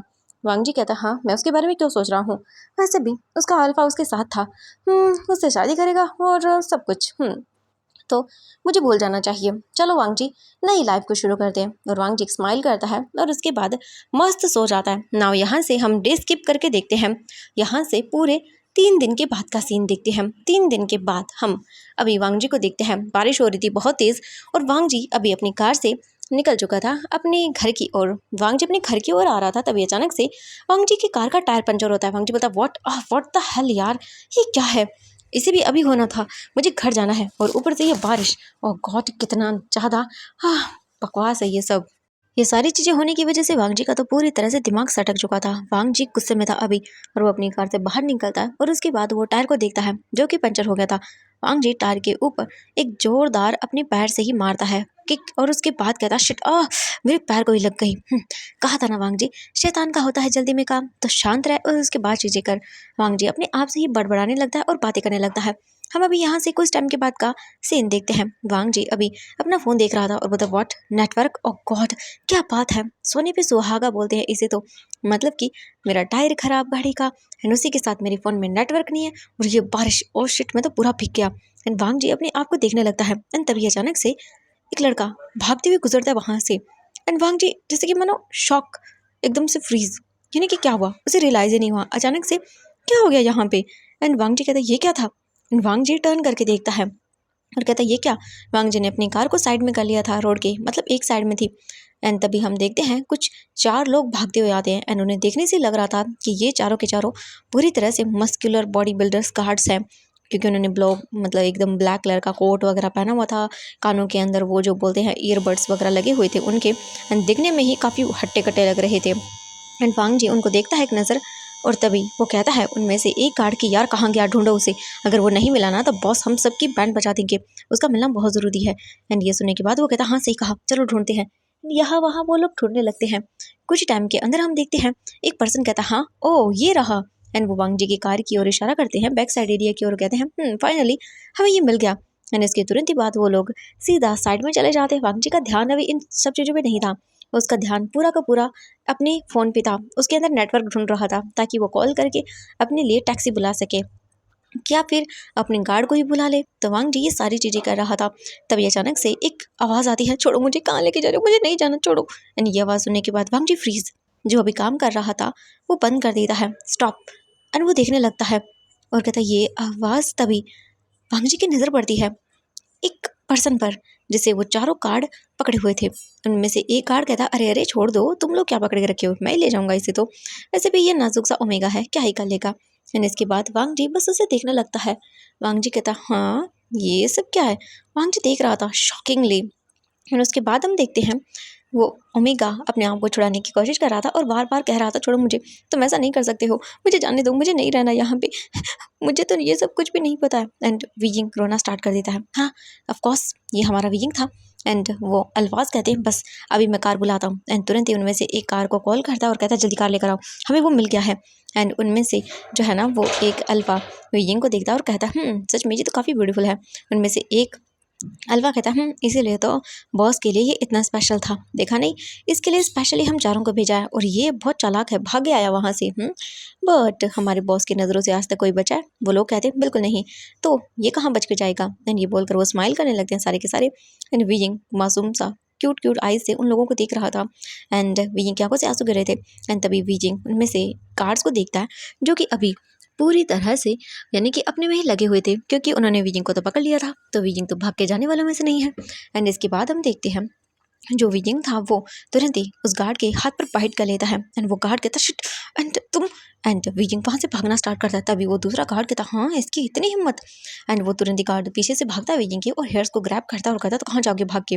एंड वो जैसे वीजिंग को एक स्लैप देने वाला था जोरदार उसके फेस पे, तभी वांग जी आता है और उसके हाथ को पकड़ता है और बोलता हाँ ओह माय गॉड क्या बात है, तुम लोग 4 और वो एक प्यारा सा ओमेगा, तुम्हारी हिम्मत कैसे हुई इसे ऐसे मारने की। हाँ एंड वीजिंग नीचे गिर गया था क्योंकि उसने जैसे वीजिंग के बालों को ग्रैब किया एंड झटके से वांग जी आया, जैसे ही हाथों को छुड़ाया वो पर्सन बस देखता है और कहता है हे लड़के छोड़ो, ये तुम्हारा काम नहीं है, हमारे काम के बीच में टांग मत अड़ाओ, निकलो यहाँ से, तुम बच जाओगे वरना तुम्हें छोड़ के नहीं हम बिल्कुल भी, बहुत बड़ी मुसीबत क्रिएट कर लोगे तुम अपने लिए। वांग जी स्माइल करता है, बोलता मुसीबत, अल्लाह मुसीबत, तुम्हें पता है मुझे मुसीबत नाम बहुत पसंद है। ये सुनने के बाद वो कहते हैं क्या? वांग जी कहता है बिल्कुल, वो क्या है कि मेरा तो काम ही है हड्डियाँ तोड़ने का, तुम्हें पता है जब मैं अपने कॉलेज टाइम में था ना ये सारी चीज़ें किया करता था। ये सुनने के बाद वो लोग कहते हैं व्हाट? वांग जी कहता मेरे कॉलेज टाइम की, तुम लोगों ने तो मुझे याद दिला दी। क्या करूं, अभी अभी आया था मैं अपने काम को ख़त्म करके ऑफिस के, बट तुम लोग तो लगता है मेरे दिमाग को ख़राब कर ही दोगे, बट मुझे मज़ा आएगा। एंड वांग जी स्माइल करता है एंड उसके बाद वो गार्ड कहता लगता है ये लड़का ऐसे नहीं मानेगा, यार इसे संभालो। एंड इसके बाद वो कहते ये तो बच्चा है एक। वांग जी कहता what, oh my God, land corporation के सीईओ लैंड वांग जी को तुम लोग ऐसे बोलोगे? वो कहते व्हाट, लैंड कॉर्पोरेशन? तभी वांग जी कहता बिल्कुल, बट फिलहाल के लिए तो मैं तुम लोगों को सबक सिखाता हूँ। एंड उसके बाद वांग जी सीधा अपनी शर्ट को फोल्ड करता है, अपनी कोट को तो वो पहले निकाल चुका था ना। इसके बाद वांग जी एक के बाद एक उनकी बैंड बजाना स्टार्ट करता है और विजिंग तो बेचारा डर मर के इधर उधर देखता है। एंड विजिंग का ध्यान वांग जी की ओर जाता है बट वो इग्नोर करता है, सीधा देखता है वांग जी की कार। एंड विजिंग जल्दी से ज़्यादा उसके पीछे जाके छुप जाता है। एंड विजिंग की आंखों से आंसू गिरे थे, विजिंग अपने फेस पर हाथ रख लेता है और बुरी तरह से रोने लगता है और कहता है मुझे मुझे डर लग रहा है, मैं क्या करूँ, मुझे डर लग रहा है, मैं कहाँ फंस गया, मेरी शिजे होती तो मुझे बचा लेती और मुझे बताती कि मुझे क्या करना है। क्योंकि विजिंग इस सिटी वाली लाइफ के बारे में कुछ भी नहीं जानता था, ना यहाँ के रास्ते जानता था, ना यहाँ की कुछ सिटी, कुछ भी नहीं जानता था वो। एंड विजिंग अभी रो रहा था। वांग जी कुछ ही टाइम के अंदर उन चारों गार्ड्स की बैंड बजा देता है एंड उसके बाद एक स्माइल करता है और कहता इन लोगों का काम तमाम हो गया। हाँ अभी विजिंग। एंड वांग जी इधर उधर देखने लगता है विजिंग को। कुछ ही टाइम के अंदर वांग जी को आवाज़ आने लगती है जैसे कोई रो रहा है, सिसक रहा है। एंड वांग जी जल्दी से अपनी कार के बैक साइड एरिया की ओर आता है जहाँ पर विजिंग अभी छोटा सा क्यूट सा दुबका हुआ था, चिपका हुआ था, अपने आप को बचाने की कोशिश कर रहा था।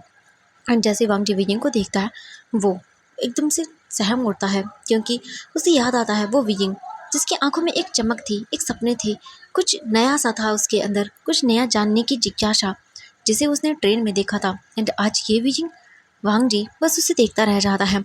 एंड बीजिंग बस अभी बैठा हुआ था। वांग जी ने बस बीजिंग को उसकी आंखों से पहचाना था और बीजिंग ने ये वही कपड़े थे, आई मीन वही हार्मफुल टाइप की चीज़ें पहनी हुई थी। एंड कहता ना कि जब आइज़, हाँ वांग जी ने सबसे पहले आइज़ देखी थी। एंड अभी वो बीजिंग को जो है ना वो देखता है और उसके पास आता है। एंड बीजिंग तो और भी ज़्यादा डर जाता है और कहता है प्लीज़ प्लीज़ मुझे जाने दो, मुझे मेरी शीशे के पास वापस जाना है, मुझे मेरे गाँव वापस जाना है, मुझे जाने दो। एंड ये सुनने के बाद वांग जी बीजिंग के पास आने के बाद जल्दी से विजिंग के जो बोल सकते हैं शोल्डर था वहाँ पे हाथ रखता होता विजिंग। एंड ये सुनने के बाद विजिंग शॉकिंगली देखता है वांग जी को एंड कहता आप? वांग जी कहता है हाँ मैं, और तुम यहाँ ये सब क्या चल रहा था? एंड विजिंग तुरंत ही वांग जी को हक कर लेता है क्योंकि इस पूरी इतनी बड़ी सिटी के अंदर पहली बार उसे ऐसा लगा जैसे कि मानो ये ये इंसान है, मतलब विजिंग जानता है इस इंसान को, बस विजिंग को ऐसा लगा। एंड वांग जी जब देखता है तब वो एकदम चुप हो जाता है और कुछ नहीं कहता। विजिंग अभी रो रहा था एंड बोल रहा था प्लीज़ मुझे बचा लो, मुझे बचा लो, मैं किसी को नहीं जानता यहाँ पे, वो लोग मुझे पकड़ के लेके जा रहे, प्लीज़ मुझे बचा लो। वांग जी कहता हाँ हाँ शांत हो जाओ विजिंग, शांत हो जाओ। एंड वांग जी देखता है विजिंग के फेस के ऊपर चोटों के निशान हैं एंड उसके कपड़े भी काफ़ी जगह से फटे हुए हैं। वांग जी कहता है क्या हुआ है इस इनोसेंट ओमेगा के साथ? सच में वांग जी उसे चुप कराता है एंड कहता है विजिंग। एंड तभी अचानक से वांग जी को फील होता है कि विजिंग बेहोश हो गया है। इसके बाद वांग जी विजिंग को कैरी करता है और उसे वो लेकर आता है सीधा अपनी कार के अंदर। वांग जी सीधा विजिंग को कार की बैक साइड एरिया की ओर लिटा देता है एंड उसके बाद वो उसे देखता है और कहता है मुझे यकीन नहीं हो रहा कि तुम ऐसे मुझे यहाँ मिलोगे, मुझे नहीं पता कि तुम्हारे साथ क्या हुआ है, पर शायद मैं अंदाज़ा लगा सकता हूँ कि तुम्हारे साथ क्या हुआ है। और विजिंग बस चुपचाप करके अभी लेटा हुआ था, बेहोश था वो। वांग जी कहता है मुझे सबसे पहले इसे घर लेके जाना होगा, बट घर ले जाने से पहले मुझे कार, ओ गॉड क्या करूँ इस कार का मैं। एंड बाहर बारिश हो रही थी, वांग जी भी भीग गया था और विजिंग भी भीग चुका था पूरी तरह से। अभी हम यहाँ से कुछ टाइम के बाद का सीन देखते हैं। फाइनली वांग जी आसपास की जगह जा कर के शॉप से वो कॉल करता है एंड उसके बाद वो अपने लिए कार बुलाता है एंड कुछ ही सेकंड्स के अंदर वांग जी का ड्राइवर वहाँ पर आ चुका था दूसरी कार लेकर। वांग जी कहता है कहाँ चले गए थे तुम? वो कहता है सर माफ़ कर दीजिएगा वो थोड़ा सा मैं बिजी था। वांग जी कहता है ठीक है कोई बात नहीं, एंड ये कार लेके आ जाना ठीक है। वो कहता है जी बॉस। और इसके बाद वांग जी तुरंत ही अंदर जाता है। अंदर जाने के बाद वो विजिंग को निकालता है कार से बाहर एंड विजिंग को कैरी करता हुआ दूसरी कार में लेकर बैक साइड पे सुला देता है उसे। ड्राइवर कहता है सर ये कार? वांग जी कहता है किसी को बोल दो चलाने के लिए, क्योंकि अभी तुम्हें मेरे साथ जाना होगा और मैं कार को ड्राइव नहीं कर सकता हूँ। ये सुनने के बाद वो कहता है जी सर, एंड तुरंत ही वो ड्राइवर कॉल करता है किसी को, एंड ये गाड़ी यहाँ से ले जाने के लिए बोल देता है, ठीक कराने के लिए। ना वांग जी अभी कार में बैठा हुआ था एंड वीजिंग को देखते हैं। वीजिंग चुपचाप था, वो लेटा हुआ था एंड वांग जी वीजिंग के सर को अपनी गोद में रखे हुए था एंड वीजिंग को देख रहा था। वांग जी देखता है वीजिंग का फेस। वांग जी कहता है उस दिन तो मैंने तुम्हारी आंखें ही देखी थी, तुम्हारा पूरा फेस मैंने नहीं देखा था, ये शायद देखा था, बट तुम बहुत खूबसूरत हो। और ये बोलकर वांग जी स्माइल करता है विजंग को देखते हुए, क्योंकि विजंग वाकई खूबसूरत था। इसके बाद हम देखते हैं यहाँ से सीन कट होता है। सीन कट करके हमें लगभग आधे घंटे बाद का सीन दिखाया जाता है। एक बड़ा सा मैंशन, वांग जी उसके अंदर विजंग को कैरी करता हुआ लेकर आना स्टार्ट कर देता है एंड जितने भी गार्ड्स वगैरह थे वो शॉक एंड वांग जी को देखने लगते हैं। पहली बार ऐसा कुछ हो रहा था कि यहाँ पे किसी को लाया जा रहा था एंड वो भी ऐसे उसके बॉस किसी को लेकर आ रहे थे। वांग जी की फैमिली के अंदर सिर्फ 2 लोग हैं, वांग जी और उसका ब्रदर लांसिचन। लांसिचन अभी यहाँ पे नहीं थे, वो अपने बिजी सिलसिले में कहीं मीटिंग की गए हुए थे अब्रॉड। वो 4 या 5 दिन के बाद आने वाले थे। वांग जी एक कंपनी का सीईओ है एंड वांग जी बस कुछ दिनों के लिए अपने दोस्तों के साथ एक ट्रिप पर गया था एंड वहाँ से वो लोग बस गाड़ी से वापस आ रहे थे, ट्रेन से, क्योंकि वहाँ पे ट्रेन्स वगैरह अवेलेबल होती हैं जहाँ पर पहाड़ी इलाका होता है, तो वहाँ पर फ्लाइट वगैरह नहीं जाती है। ट्रेन से ही वो लोग जा रहे थे। वांग जी अपनी ट्रिप को ख़त्म करके वापस आ चुका था एंड अभी वीजिंग को कैरी करता हुआ वांग जी डायरेक्टली लेके जाता है अपने रूम के अंदर। वांग जी वीजिंग को बेड पर सुलाता है। उसके बाद वीजिंग को दिखता है वीजिंग गीला था, पूरी तरह से भीगा हुआ। वांग जी सबसे पहले अपने सर्वेंट को बुलाता है एंड ओमेगा सर्वेंट वहाँ पर अपीयर होता है। वांग जी कहता है एक इसके कपड़े चेंज कर दो एंड वो ओमेगा गर्ल थी। ये सुनने के बाद वो सर्वेंट कहती है जी मास्टर।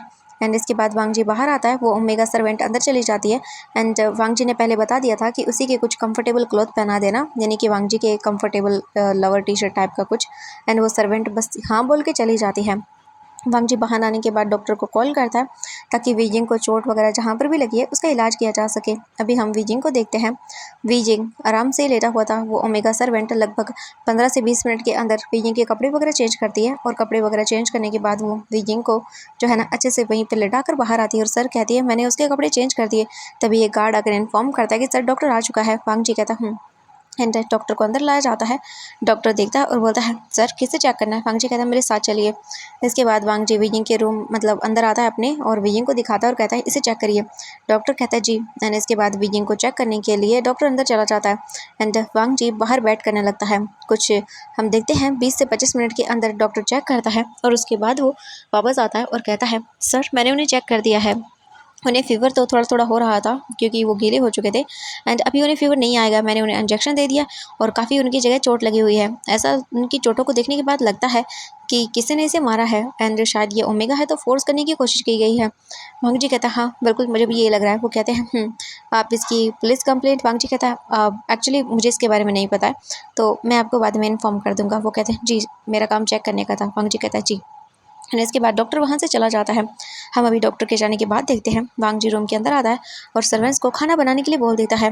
वांग जी अंदर आने के बाद वीजिंग को देखता है। अभी वीजिंग मॉडर्न कपड़ों में था एंड वांग जी देखता है वीजिंग के लॉन्ग हेयर्स एंड वीजिंग कितना क्यूट है, कितना प्यारा है।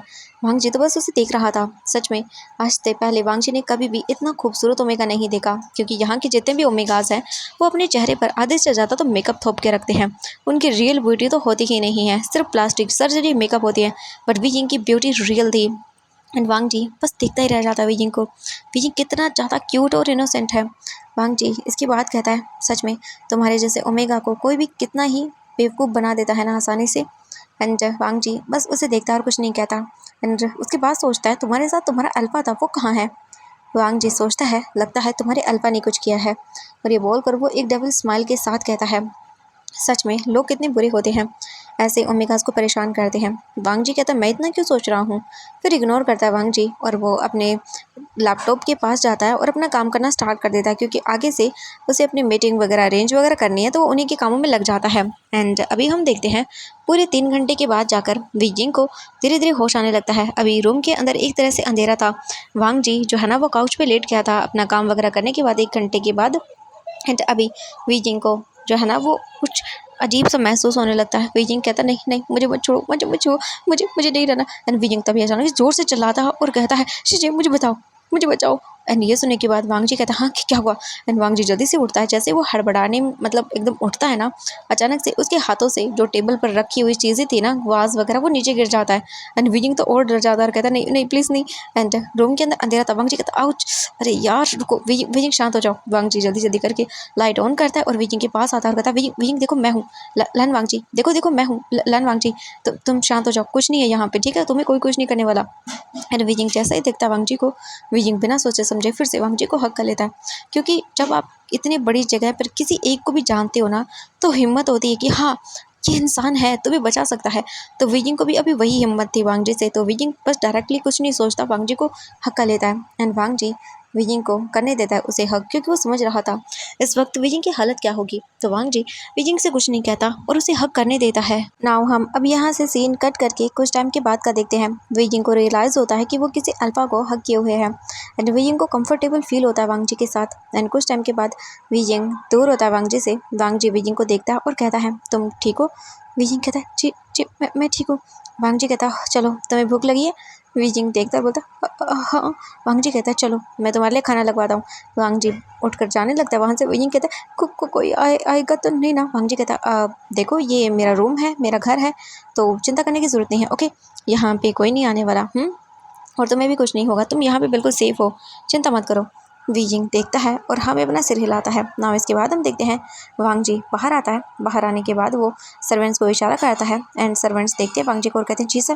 वांग जी कहता है खाना। वो कहते हैं जी सर हम अभी लेकर आते हैं गर्म करके। वांग जी कहता है जाओ, क्योंकि वांग जी ने भी खाना नहीं खाया था।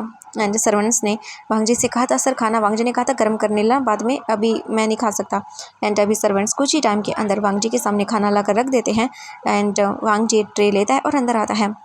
विजिंग बैठा हुआ था, रूम को देखता है, इतना ब्यूटीफुल और लग्जूरियस रूम विजिंग ने पहली बार देखा था। वांग जी विजिंग के पास आता है, टेबल पर खाना रख देता है और उसके बाद कहता है एक काम करो, जाओ तुम फ्रेश हो जाओ, वहाँ साइड में वॉशरूम है। विजिंग कहता है वो मैं। वांग जी कहता है इट्स ओके, जाओ खाना खा लेना बाद में, पहले फ्रेश हो जाओ, ठीक है। विजिंग कहता है जी। एंड विजिंग उठता है सीधा, वो धीरे धीरे करके आता है और देखता है ओ माई गॉड, विजिंग तो एकदम शॉक था, ये कितना बड़ा रूम है। एंड इसके बाद विजिंग वॉशरूम के पास डोर ओपन करके अंदर आता है एंड देखता है और कहता है वाह ये कितना खूबसूरत है। विजिंग तो भाई वॉशरूम देख के ही शौक रह जाता है ना। इसके बाद वांग जी विजिंग को देखते हुए कहता है, आई मीन हेला आवाज़ देता है वहीं से कि विजिंग को समझ नहीं आए तो मुझे बता देना। विजिंग हमें सिर हिलाता है। इसके बाद हम देखते हैं जो विजिंग था वो अंदर आने के बाद देखता है साइड में, तो वहाँ पे बाथ टब था। विजिंग कहता हाँ ओ माय गॉड, छोटा सा bath tub, I mean pool, ये यहाँ पे भी तालाब होते हैं सच में। वहाँ पर तो कुछ ही होते हैं जहाँ पर लोग अपनी प्रॉपर्टी समझ के रखते हैं और कई बार तो पैसे भी लेते हैं। वहाँ गांव में तो बस एक ही तालाब था जहाँ पर मैं बात लिया करता था कभी कभी। एंड रिवर भी थी। यहाँ पे तो देखो इस इंसान के पास खुद का तालाब है। एंड विजिंग बाथ टब को देख के ये सब बोल रहा था। विजिंग उसी टब के पास जाता है और अपने फेस को उसी से धो लेता है, मतलब उसी के अंदर धोता है और बोलता है ये कितना साफ पानी है, हाँ ये क्या है, इसके अंदर फूल, वाओ। एंड विजिंग देख के स्माइल करता है ना। इसके बाद का हम सीन देखते हैं।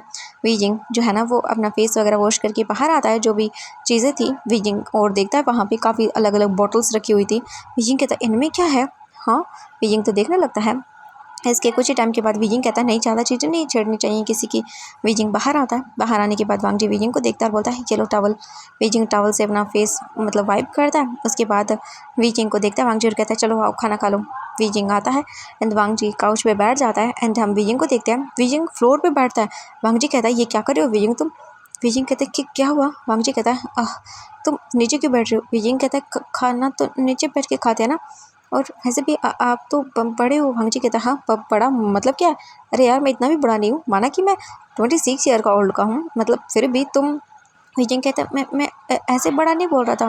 वांग जी कहता तो विजिंग कहता है वो बड़े लोग होते हैं ना अमीर, वो ऐसे ही कहते हैं, हम जैसे लोगों को नीचे बैठ के खाना चाहिए। ये सुनने के बाद वांग जी देखता है विजिंग को और कहता है विजिंग ये नीचे वीचे की बात तुम मेरे सामने मत करो, बाद में करना, चलो यहाँ पर आओ, चुपचाप यहाँ पर बैठो।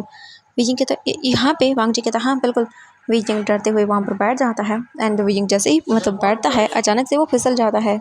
एंड ये देखने के बाद वांग जी हंसता है विजिंग को देख के। विजिंग अपने सैड से फेस बना लेता है एंड वांगजी कहता क्या हुआ, तुम बहुत क्यूट लगते हो वीजिंग ऐसा करते टाइम। अब देखो ये तुम ऐसे झिझकते हुए मत बैठो, आराम से बैठो। वीजिंग कहता मैं फिसल रहा हूँ। वांगजी कहता ओह तुम भी ना। इसके बाद वांगजी पकड़ता है सीधा एंड उसे बिठाता है एंड वीजिंग का बैग जो है ना सीधा जो सोफे के पीछे की ओर बोल सकते हैं जो जगह थी वहाँ पे लगता है और वीजिंग धंस जाता है एकदम से उसके अंदर। वांगजी वीजिंग को देखता और कहता तुम सच में कितने क्यूट हो तुम। वीजिंग कहता है क्यूट। वांगजी कहता मतलब कि तुम बहुत प्यारे हो। एंड वांगजी वीजिंग को देख के एक छोटी सी स्माइल करता है। इसके बाद वीजिंग कहता है मुझे मुझे अजीब लग रहा है यहाँ पे, ये तो बिल्कुल अंदर जा रहा हूँ मैं उसके। वांगजी कहता तुम कहीं नहीं जाओगे, बैठो। एंड वीजिंग को अच्छे से बिठाता है वांगजी और इसके बाद कहता है रुको। एंड वांगजी फिर वीजिंग के बैग के पीछे पिलो लगाता है और बोलता है ये लो। वीजिंग कहता है हाँ ये इतना सॉफ्ट। वांगजी कहता है हाँ इतना सॉफ्ट, चलो अब मैं तुम्हें खाना देता हूँ। वांगजी जो है ना बाउल में खाना डालता है। खाना देने के बाद वीजिंग को कहता है ये लो खा लो इसे। वीजिंग खाना खाता है और जैसे ही वो चॉपस्टिक से खाता है वो कहता हाँ ये कितना ज़्यादा। वांगजी कहता क्या हुआ। वीजिंग कहता टेस्टी है। क्या है ये। वांगजी कहता इसे तुम सूपी नूडल्स बोल सकते हो। वीजिंग कहता सूपी नूडल ये। वांगजी कहता ये एक तरह की नूडल्स हैं, तुम खाओ मज़ा आएगा तुम्हें, बाद में बताऊंगा तुम्हें क्या है। वीजिंग कहता जी। एंड वीजिंग तो खाने लगता है। वांगजी देखता है वीजिंग कितने बच्चों की तरह खा रहा था एकदम क्यूटली तरीके से। वांगजी वीजिंग को ऐसे देख के काफ़ी ज़्यादा स्माइल करता है। एंड नाउ इसके बाद वीजिंग खा जाता है। कुछ टाइम के बाद वांगजी कहता है ये लो। एंड वांगजी कुछ डम्पलिंग्स वगैरह कुछ और चीज़ें भी हैं जो वीजिंग को देता है खाने के लिए। वीजिंग सब कुछ खाता है। खाने के बाद हम देखते हैं वांगजी कहता है कैसा लग रहा है तुम्हें। वीजिंग कहता है मुझे अच्छा लग रहा है। वांगजी कहता है चलो। इसके बाद वांगजी सर्वेंट को बुलाता है। सर्वेंट तुरंत ही आता है और जो चीज़ें थी वो लेके चला जाता है। इसके बाद कहता है सर और कुछ। वांगजी कहता नहीं अब तुम जाके सो जाओ। एंड इसके बाद सर्वेंट कहता है जी। एंड वो वहाँ से चला जाता है। अभी रात के जो है ना वो 9 बज गए थे। नाउ अभी हम देखते हैं वांगजी वापस रूम में आता है एंड वीजिंग को देखता है। वीजिंग तो बार बार उस सोफे के अंदर फिसल रहा था एंड बैठ रहा था। वांगजी हंसता है और कहता है सच में ये कितना क्यूट है। वैसे तो वांगजी क्यूट एरोगेंट रूड है बट पता नहीं क्यों वीजिंग के सामने उसे हंसने मतलब उसे हंसी आ रही थी अपने आप ही। इसके बाद वांगजी कहता है वी। एंड ये सुनने के बाद वीजिंग जो फिसल रहा था उसे तो फिसल पट्टी बना के रखा था सोफे को, तभी वो अचानक से रुक जाता है। वांगजी वहाँ पास में आता है वीजिंग के और उसके बाद वीजिंग को देखते हुए कहता है वीजिंग मुझे बताओगे हुआ क्या है, वो लोग तुम्हारे पीछे क्यों पड़े थे और तुम्हारा तो वो ट्रेन में एक अल्फा था ना, तुम उसी के साथ यहाँ पर आए थे, बताओगे क्या हुआ। वीजिंग देखता है वांगजी को और उसके बाद वो कहता है मैं आया था उसके साथ, उसका नाम डिंग शाओ था। वांगजी कहता है हाँ तो क्या हुआ। वीजिंग कहता है वो मुझे यहाँ लेकर आया था, उसने कहा था कि वो मुझसे शादी करेगा। वांगजी कहता है अच्छा तो उसके बाद वीजिंग कहता है वो वांगजी कहता है उसने तुम्हें धोखा देके यहाँ पर छोड़ दिया। तुम्हारा दिमाग खराब है क्या, तुम कैसे कर सकते हो ऐसे, एकदम पागल किस्म के ओमेगा हो तुम, तुम्हारा दिमाग खराब है, ऐसे किसी भी अल्फा के साथ शहर में आ गई, तुम्हें पता भी यहाँ पर क्या चलता रहता है, ओमेगास को बेचा जाता है, तुम्हें भी उसने बेच दिया था ना। वीजिंग कहता है हाँ। वांगजी कहता है तुम्हारे जैसे डम्प ओमेगा को मुझे तो समझ में नहीं आता है, क्या करना था तुम्हें यहाँ पर आकर, हाँ ऐसे कर रही हो तुम, हाँ सच में मुझे यकीन नहीं हो रहा इतने यूजलेस ओमेगा भी हो सकते हैं। वीजिंग कहता है आप मुझे डांट रहे हो। वांगजी कहता हाँ डांटू नहीं तो और क्या करूँ, ऐसे ही अनजान अल्फा के साथ चले आए यहाँ पर, हाँ सच में। एंड ये सुनने के बाद वीजिंग कहता है वो अनजान नहीं था, मेरे गांव से था। वांगजी बोलता है हाँ तभी तो तुम्हें यहाँ शहर में लाकर बेच दिया उसने। ये सुनने के बाद वीजिंग अपना सर नीचे करता है। वांगजी देखता है वीजिंग की आंखों से आंसू गिर रहे थे एंड वो सिसक रहा था। वांगजी कहता है आई एम सॉरी वीजिंग, मुझे तुम पे चिल्लाने का कोई हक नहीं है, मुझे माफ़ कर दो, बट मुझे गुस्सा आ गया था। ठीक है अच्छा ठीक है मुझे बताओ तुम कि आगे तुम क्या हुआ, कैसे कुछ हुआ, ठीक है। वीजिंग कहता बताता हूँ आपको। इसके बाद वीजिंग कहता है वो जब आपने मुझे ट्रेन में देखा था ना। वांगजी कहता है हाँ मैंने तुम्हें देखा था ट्रेन में, वैसे आपने मुझे कैसे पहचाना। वांगजी देखकर बोलते क्या। वीजिंग कहता है आपको तो मेरा चेहरा याद नहीं था। वांगजी कहता तुम्हारा चेहरा मुझे याद नहीं था बट तुम्हारी ये आँखें और तुम्हारी ये कपड़े पहनने का स्टाइल। वीजिंग ने इस वक्त वाइट कलर का हैंडफू पहना हुआ था जो मिट्टी लग लग के पहले टाइम मतलब जो उसने था। अभी वीजिंग ध्यान करता और बोलता हाँ मेरे कपड़े ये क्या है, ये अजीब सा। वांगजी कहता है इसे लवर बोलते हैं, टी शर्ट बोलते हैं, ये कंफर्टेबल क्लॉथ होते हैं, ठीक है। वीजिंग कहता है पर वांगजी कहता है इसे शांति से पहने रखो और हाँ मुझे आगे बताओ, मेरा ध्यान मत भटकाओ तुम। वीजिंग कहता वो उसके बाद वो मुझे एक अपार्टमेंट में लेके गया डिंग शाओ। वांगजी कहता अब हम यहाँ से देखते हैं। वीजिंग वांगजी को बताना स्टार्ट करता है कि कैसे वो उस अपार्टमेंट में गया। नेक्स्ट मॉर्निंग हुई, खाना खा के वो सो गए थे। नेक्स्ट मॉर्निंग को डिंग शाओ ने कहा कि वो वीजिंग को अपनी बोल सकते हैं कि एक तरह से फैमिली से मिलवाना चाहता है, तो वो वीजिंग को लेके गया। विजिंग वांगजी को बताता कि वो एक अजीब सी जगह से लेकर आया जहाँ पर अजीब अजीब लोग थे, अजीब अजीब मतलब ओमेगाज अल्फाज थे जो काफ़ी अजीब से कपड़े पहने हुए थे एंड कुछ कुछ जगह से तो अजीब अजीब आवाज़ें आ रही थी। एंड उसके बाद वो मुझे एक कमरे में लेकर आया जहाँ पर एक पर्सन बैठा हुआ था चेयर के ऊपर एंड वो दिखने में काफ़ी ज़्यादा डेंजरस लग रहा था।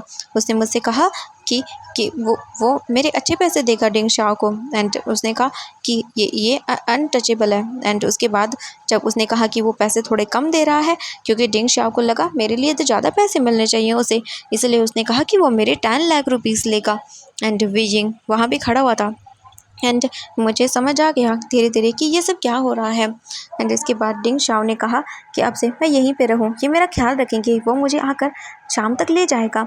एंड मैंने वहाँ पे चुपचाप खड़ा रहा, कुछ भी नहीं कहा। डिंग शाओ अपने पैसे लेके चला गया एंड उसके बाद मुझे एक रूम में ले जाया गया जहाँ पर मुझे एक ओमेगा मिली एंड वो ओमेगा गर्ल थी। उसने मुझे बताया कि ये लोग बहुत बुरे हैं, ये लोग ओमेगास को बेच देते हैं एंड उसके बाद उनके साथ बहुत बुरी बुरी चीज़ें होती हैं। एंड वहाँ पर कुछ ही टाइम के अंदर उस ओमेगा को पकड़ के ले जाया गया एंड जब वो ओमेगा 2 घंटे के बाद वापस आई तो उसकी हालत बहुत ख़राब थी। उसके शरीर के ऊपर मारने के निशान थे एंड उसका चेहरा भी सूजा हुआ था एंड वो तो चल भी नहीं पा रही थी, वो तो बस बेड पर गिरी हुई थी। ऐसा लग रहा था जैसे वो मर जाएगी।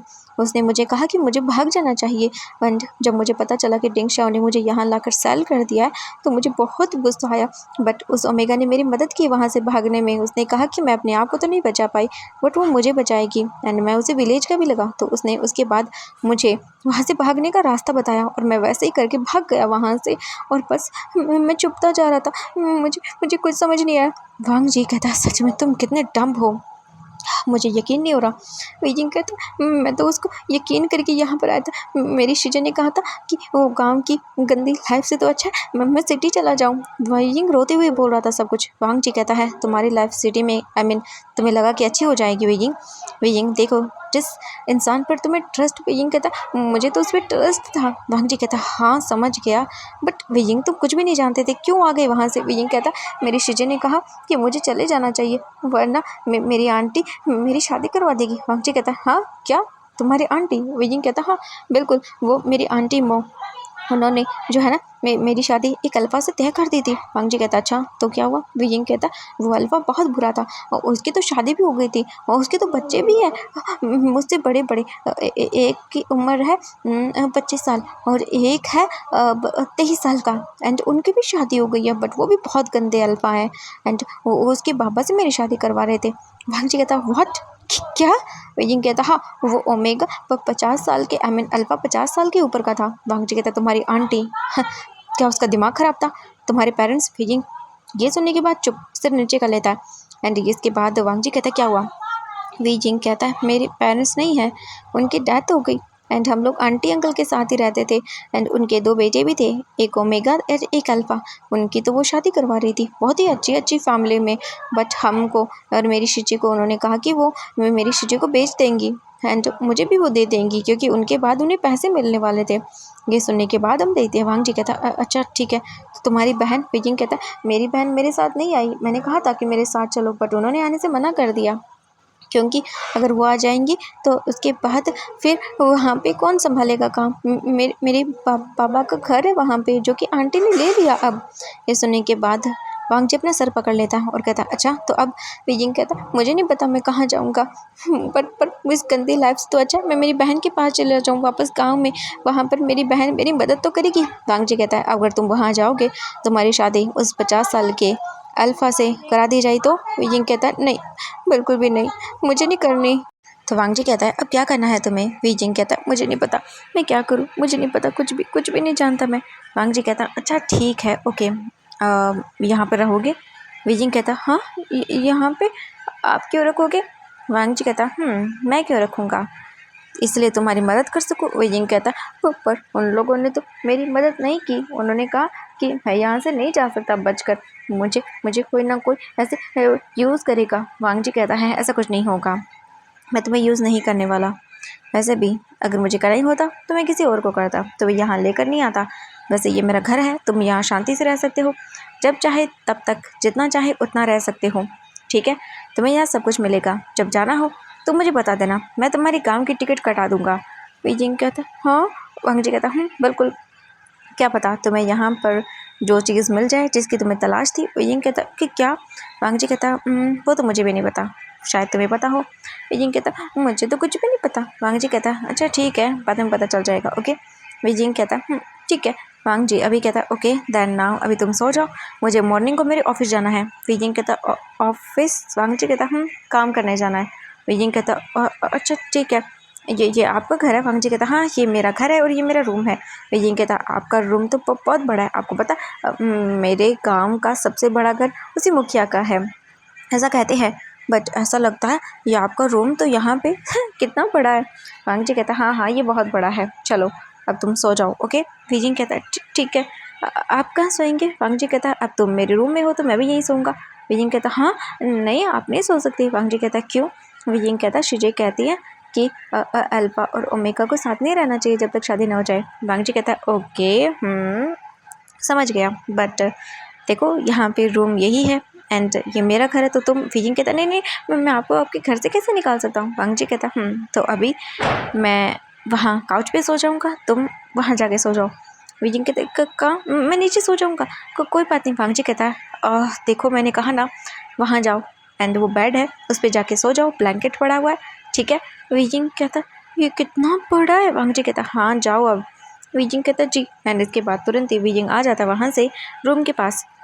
विजिंग आता है एंड आने के बाद वो सब कुछ देखता है और कहता है ये तो कितना बड़ा है, क्योंकि वांग जी का एकदम किंग साइज बेड था, फुल ऑन बड़ा। वांग जी उस पर लोट लोट के सोता है। बट अभी विजिंग हाथ रखता है एंड जैसे ही वो हाथ रखता है विजिंग बैठता है, विजिंग तो एकदम पूरा सा फिसल जाता है, ऐसे गिर जाता है। एंड जब विजिंग हंसता है एंड वांग जी जब विजिंग को इतनी क्यूट हरकत देखता है ना, उसके बाद उसे भी स्माइल आ जाती है। वांग जी कहता है ये कितना इनोसेंट है सच में। इसके बाद वांग जी जाता है काउच पे, एक ब्लैंकेट लेता है और इसके बाद वो लाइट्स को ऑफ करता है और फिर वो आराम से एसी को थोड़ा फुल करता है और सो जाता है, क्योंकि वांग जी की आदत है ऐसे रहने की, एसी वगैरह में। एंड वहीं दूसरी ओर विजिंग अभी आराम से मस्त लेट जाता है एंड एकदम विजिंग एकदम घूमी घूमी करता है उस बेड के ऊपर, कभी इधर से उधर घूमता है एंड कभी इधर से उधर घूमता है। वांग जी फील करता है कि विजिंग अच्छे से है। इसके बाद वांग जी स्माइल करता कहता है सच में इनोसेंट फूल, एंड ये बोलकर वो स्माइल करता है। एंड इसके बाद वांग जी तो मस्त सो जाता है भाई अपना। वही विजिंग को देखते हैं, विजिंग को मतलब इतनी जल्दी नींद आती है कि वो सोच ही नहीं सकता, क्योंकि एक तो वो इतने टाइम से थक गया था एंड यहाँ उसे ऐसा लगता है जैसे कि मानो उसे कुछ नहीं होगा। तो विजिंग आराम से, और इतना सॉफ्ट बेड तो भाई उसने कभी नहीं देखा आज तक। विजिंग एकदम से सो गया। नाउ अभी हम देखते हैं नेक्स्ट मॉर्निंग होती है। वांग जी उठता है, उठने के बाद वो फ्रेश होता है, फ्रेश होकर वांग जी अपने जॉगिंग सूट पहनता है और निकल जाता है जॉगिंग गार्डन में करने के लिए। ना विजिंग को देखते हैं, विजिंग इतना ज़्यादा अच्छे से सोया था ना कि वो बता नहीं सकता, क्योंकि विजिंग को वहाँ पे इतना अच्छा फील हुआ। तो विजिंग तो सोता ही रहा। ना वांग जी को देखते हैं, वांग जी अभी वापस से अपना जॉगिंग वगैरह का काम खत्म करके वापस लौट आता है एंड वो देखता है तो विजिंग अभी भी सोया हुआ था। वांग जी सोचता है कोई बात नहीं, बेचारा थका हुआ है ना, इसे सोने देते हैं। तो वांग जी जाता है सीधा अपने बाथरूम के अंदर, बाथ वगैरह लेता है, बाथ लेने के बाद बाहर आता है एंड अभी विजिंग को देखते हैं। वांग जी अभी अपने बालों को सेट कर रहा था, तभी विजिंग जो है ना वो अपनी आइज़ को ब्लिंक करता और कहता शिट मुझे मुझे आपको चाय पीनी है। ये सुनने के बाद वांग जी देखता है विजिंग को एंड उसके बाद कहता है विजिंग उठ गए तुम, गुड मॉर्निंग। एंड ये सुनने के बाद विजिंग झटके से उठकर बैठ जाता है और बोलता है हाँ आप कौन? वांग जी कहता है ओह लगता है तुम भूल गए, प्लान वांग जी। विजिंग कहता है प्लान वांग जी, और विजिंग फिर देखता है और याद करता है और फिर सैड हो जाता है। वांग जी कहता है क्या हुआ? विजिंग कहता है मुझे मेरी शिजे की याद आ रही है, और उस विजिंग की आंखों में आंसू आ जाते हैं। वांग जी कहता है अच्छा ठीक है चिंता मत करो, ओके कुछ नहीं होगा। मैं तुम्हारे लिए चाय बनाने के लिए बोल देता हूँ, ठीक है एक काम करो तुम जाओ और बात ले लो। विजिंग कहता है मेरे पास कपड़े नहीं है, मेरा हाथ वो कहाँ है? मैं उसे धो लेता हूँ और सिल भी लूँगा। वांग जी कहता है अब रुको मैं देता हूँ तुम्हें। इसके बाद वांग जी जाता है अपने लिए एक कपड़े निकालता है एंड वो देखता है उन कपड़ों को। वांग जी अपने लिए बोल सकते हैं अपनी ही एक ब्लैक ट्राउज़र एंड अपनी एक बोल सकते हैं डिफरेंट कलर की शर्ट निकालता है, ग्रे कलर की, एंड वो विजिंग को देता है और बोलता है ये लो यार तुम ये पहन के आ जाओ। विजिंग कहता है ये वांग जी कहता है बिल्कुल ये तुम पे सूट करेगा, जाओ ये पहन कर आ जाओ, ठीक है अभी फ़िलहाल मेरे पास यही कपड़े हैं। आई नो कि तुम्हें थोड़ा बड़ा साइज़ होगा बट ये तुम्हें फिट आ जाएंगे थोड़ी बहुत टाइम के लिए, तो तुम एडजस्ट कर लो, उसके बाद मैं तुम्हारे लिए कपड़े मंगा दूँगा। विजिंग कहते हैं जी जी मुझे हाँ, मेरे कपड़े, मेरी ज्वेलरी। वांग जी कहते क्या हुआ? बीजिंग कहता है मैं वो सामान लेकर आया था अपने घर से। मेरी मेरी मम्मा ने मेरे और शिजी के लिए कुछ ज्वेलरी बनाई थी, मेरी शादी और शिजी की शादी के लिए, बट वो तो उसी आदमी के पास रह गया। वांग जी कहता है डिंग शाओ के पास? वांग जी कहता है बीजिंग कहता है उसी के पास है। ये सुनने के बाद वांग जी कहता है ओके ठीक है, कोई बात नहीं, रहने तो ज्वेलरी वगैरह, तुम एक काम करो, जाओ ये कपड़े पहन लो, ठीक है? बीजिंग कहता है जी जी। इसके बाद अब बीजिंग जाता रुक जाता है और बोलता है ये कैसे पहनूं? वांग जी कहता है क्या? बीजिंग कहता है हाँ, मुझे नहीं आता, वो विलेज में ऐसे कपड़े नहीं पहने जाते हैं, कुछ ही लोग पहनते हैं, मुझे पूरा नहीं पता, मैंने बस कभी कभी ऐसे कपड़े देखे हैं, जो जो गाँव से शहर आते हैं बस वही पहनते हैं। वांग जी कहता है ओके ठीक है रुको। वांग जी फिर बोलता है ये ऐसे ओपन एंड ये ऐसे बटन्स को लगा लेना, पर ध्यान रखना जिसके सामने जो बटन है वही लगाना, ठीक है? उल्टी सीधी मत लगा लेना। बीजिंग कहता है ठीक है। एंड इसके बाद वांग जी कहता है ये पैंट है, ये हुक है एंड ये ऐसे इसे टक कर लेना, ठीक है? बीजिंग कहता है एंड वांग जी बोलता है अब जाओ। बीजिंग अंदर आता है और देखता है और कहता है हाँ, ओ तालाब में नहाऊंगा मैं। एंड बीजिंग अपने कपड़े निकालता है और तालाब में घुस जाता है। एंड वांग जी ने पहले ही बीजिंग के लिए बात प्रिपेयर कर दिया था, उसके अंदर काफ़ी शावर जेल वगैरह डालकर। एंड उसके अंदर जैसे बीजिंग आता है एंड जैसे वो थोड़ा सा मतलब मूव वगैरह करता है, पूरा bubble bubble bubble. And Beijing कहता है हाँ कितनी खुशबू आ रही है अच्छे सी। बीजिंग अपने आप के ऊपर पानी डालने लगता है और बबल बबल हो रहे थे। बीजिंग कहता है हाँ ये कितने सारे हैं, और बीजिंग तो पानी के साथ खेलने लगता है। एंड कुछ ही टाइम के अंदर हम देखते हैं बीजिंग अच्छे से बात लेता है एंड जब वो बाहर निकलता है बीजिंग की बॉडी से इतनी अच्छी खुशबू आती है। बीजिंग कहता है हाँ कितनी अच्छी है। एंड इसके बाद बीजिंग फिर देखता है इधर उधर एंड उसे शावर वाला जो सिस्टम था वो देखता है। बीजिंग कहते ये क्या है? बीजिंग जल्दी से वहाँ पर आता है एंड इसके बाद वो देखता रहता है हाँ इससे पानी आता है। बीजिंग जैसे ही वहाँ पे टच करता है, क्योंकि वो ऑटोमेटिक सिस्टम था बटन वगैरह से, एंड जैसे ही बीजिंग टच करता है उससे पानी गिरना स्टार्ट हो जाता है। बीजिंग कहता है हाँ बारिश बारिश। तभी बीजिंग ध्यान करता है, बोलता हाँ इनके पास तो अपना छोटा सा बादल है, इससे बारिश होती है। बीजिंग देखता है और बोलता है बारिश। एंड बीजिंग बारिश में नहाता है, स्माइल करता है, यानी कि शावर के नीचे नहाता है। और उसके बाद बीजिंग आता है और कहता है हाँ हो गया। बीजिंग कहता है ये बारिश कब रुकेगी? बीजिंग कहता है कोई बात नहीं। कुछ टाइम के अंदर बीजिंग अच्छे से वांग जी ने जैसे जैसे बताया था अपने आप को साफ करके पहुँच कर एंड उन कपड़ों को पहनता है। उन कपड़ों को पहनने के बाद बीजिंग एक चैन की सांस लेता है और कहता है हाँ ये कितने अच्छे हैं। एंड इसके बाद बीजिंग बोलता है अच्छा है।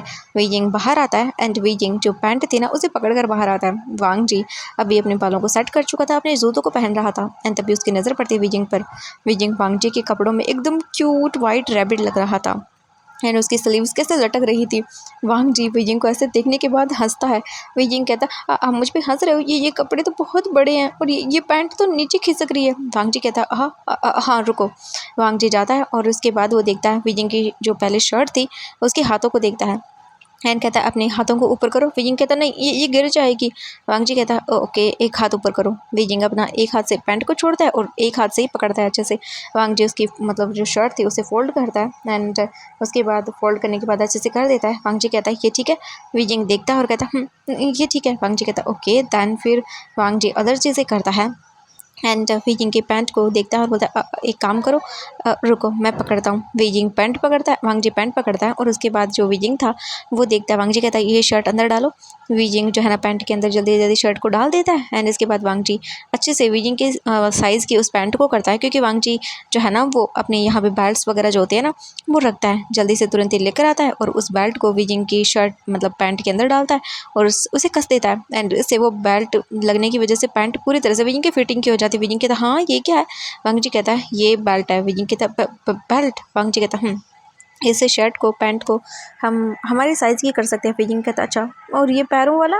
वांग जी पैरों का देखता और कहता ये रुको। वांग जी जाता है स्टेपलर लेकर आता है एंड पिन मार देता है और कहता है ये ठीक है। बीजिंग कहता हाँ ये अच्छा है, मैंने पहली बार ऐसे कपड़े देखे हैं। बट बीजिंग उन कपड़ों के अंदर बहुत क्यूट लग रहा था एंड इनोसेंट सा, क्योंकि वांग जी के कपड़े सच में बड़े थे बीजिंग के लिए।